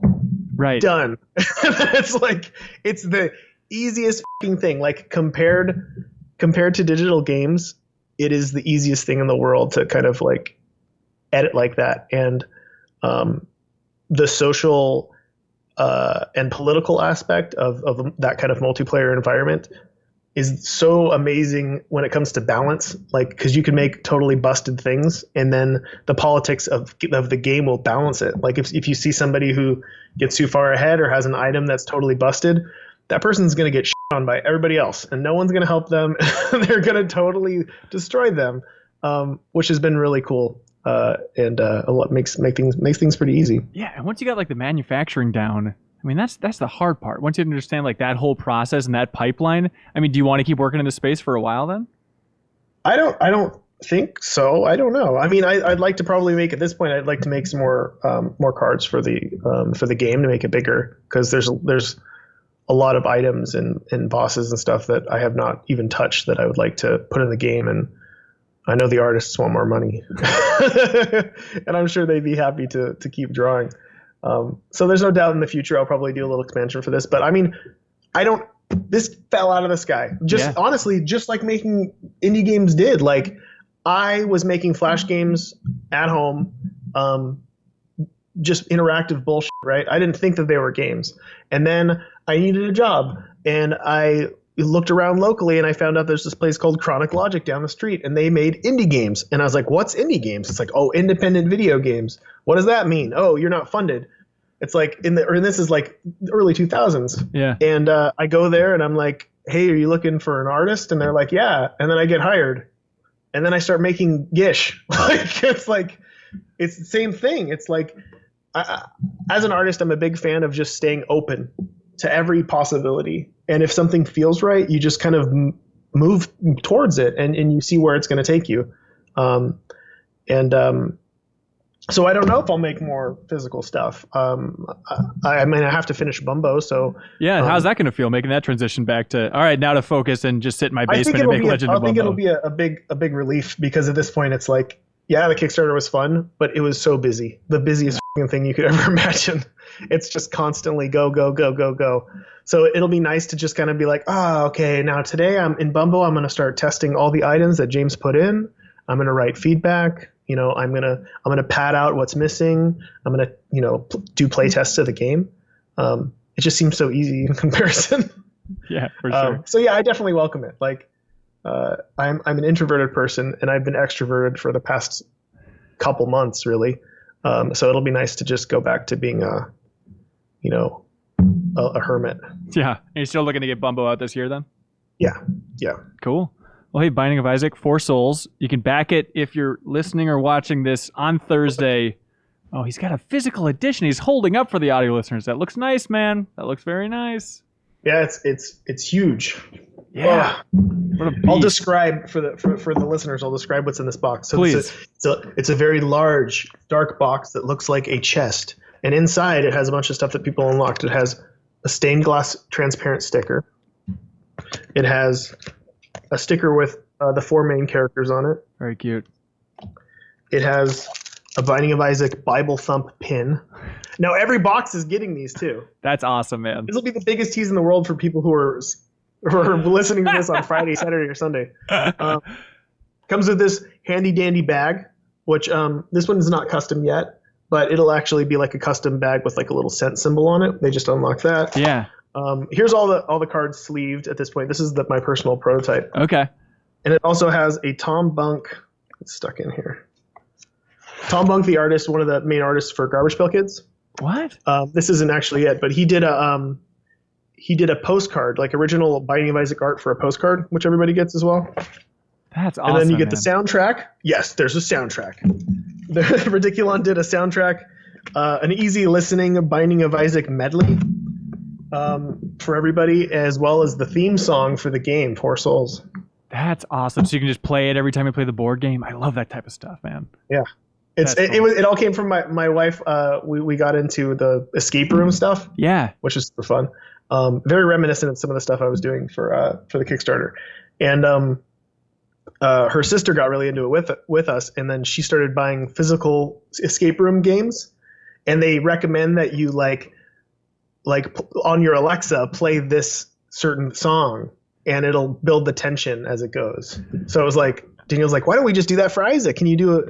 And I'm like, yeah, I'll just have Matthias do an endlessly looping, easy listening Binding of Isaac medley. Sounds like elevator music. It's great. That's so cool. Binding of Isaac 4 Souls. Anything else you want to plug, man? Follow me on Twitter, Edmund McMillen on Twitter. There we go. Yeah, James and I should have Bumbo out by the end of the year. I should have some more Binding of Isaac news by the end of the year. And maybe more news on this by the end of the year too. He's holding up the box again. This will hopefully ship in November. Jesus, that's a tight turnaround. Best of luck to you, man. We're basically finished with it. The art is 96% finished. So I just need to put the cards together in the next couple of weeks. Sweet. And then get them tested. There we go. It's doable. Edmund, thank you for your time, sir. Always nice talking to you. Thank you. Cool. And thank you so much for watching and listening to this episode of the Game Informer Show podcast. Be sure to tune in not only next Thursday when we have another new regular episode, but tomorrow we have a special Destiny 2 Forsaken episode with developers Skyping in. So stay tuned for that. Bye, everybody.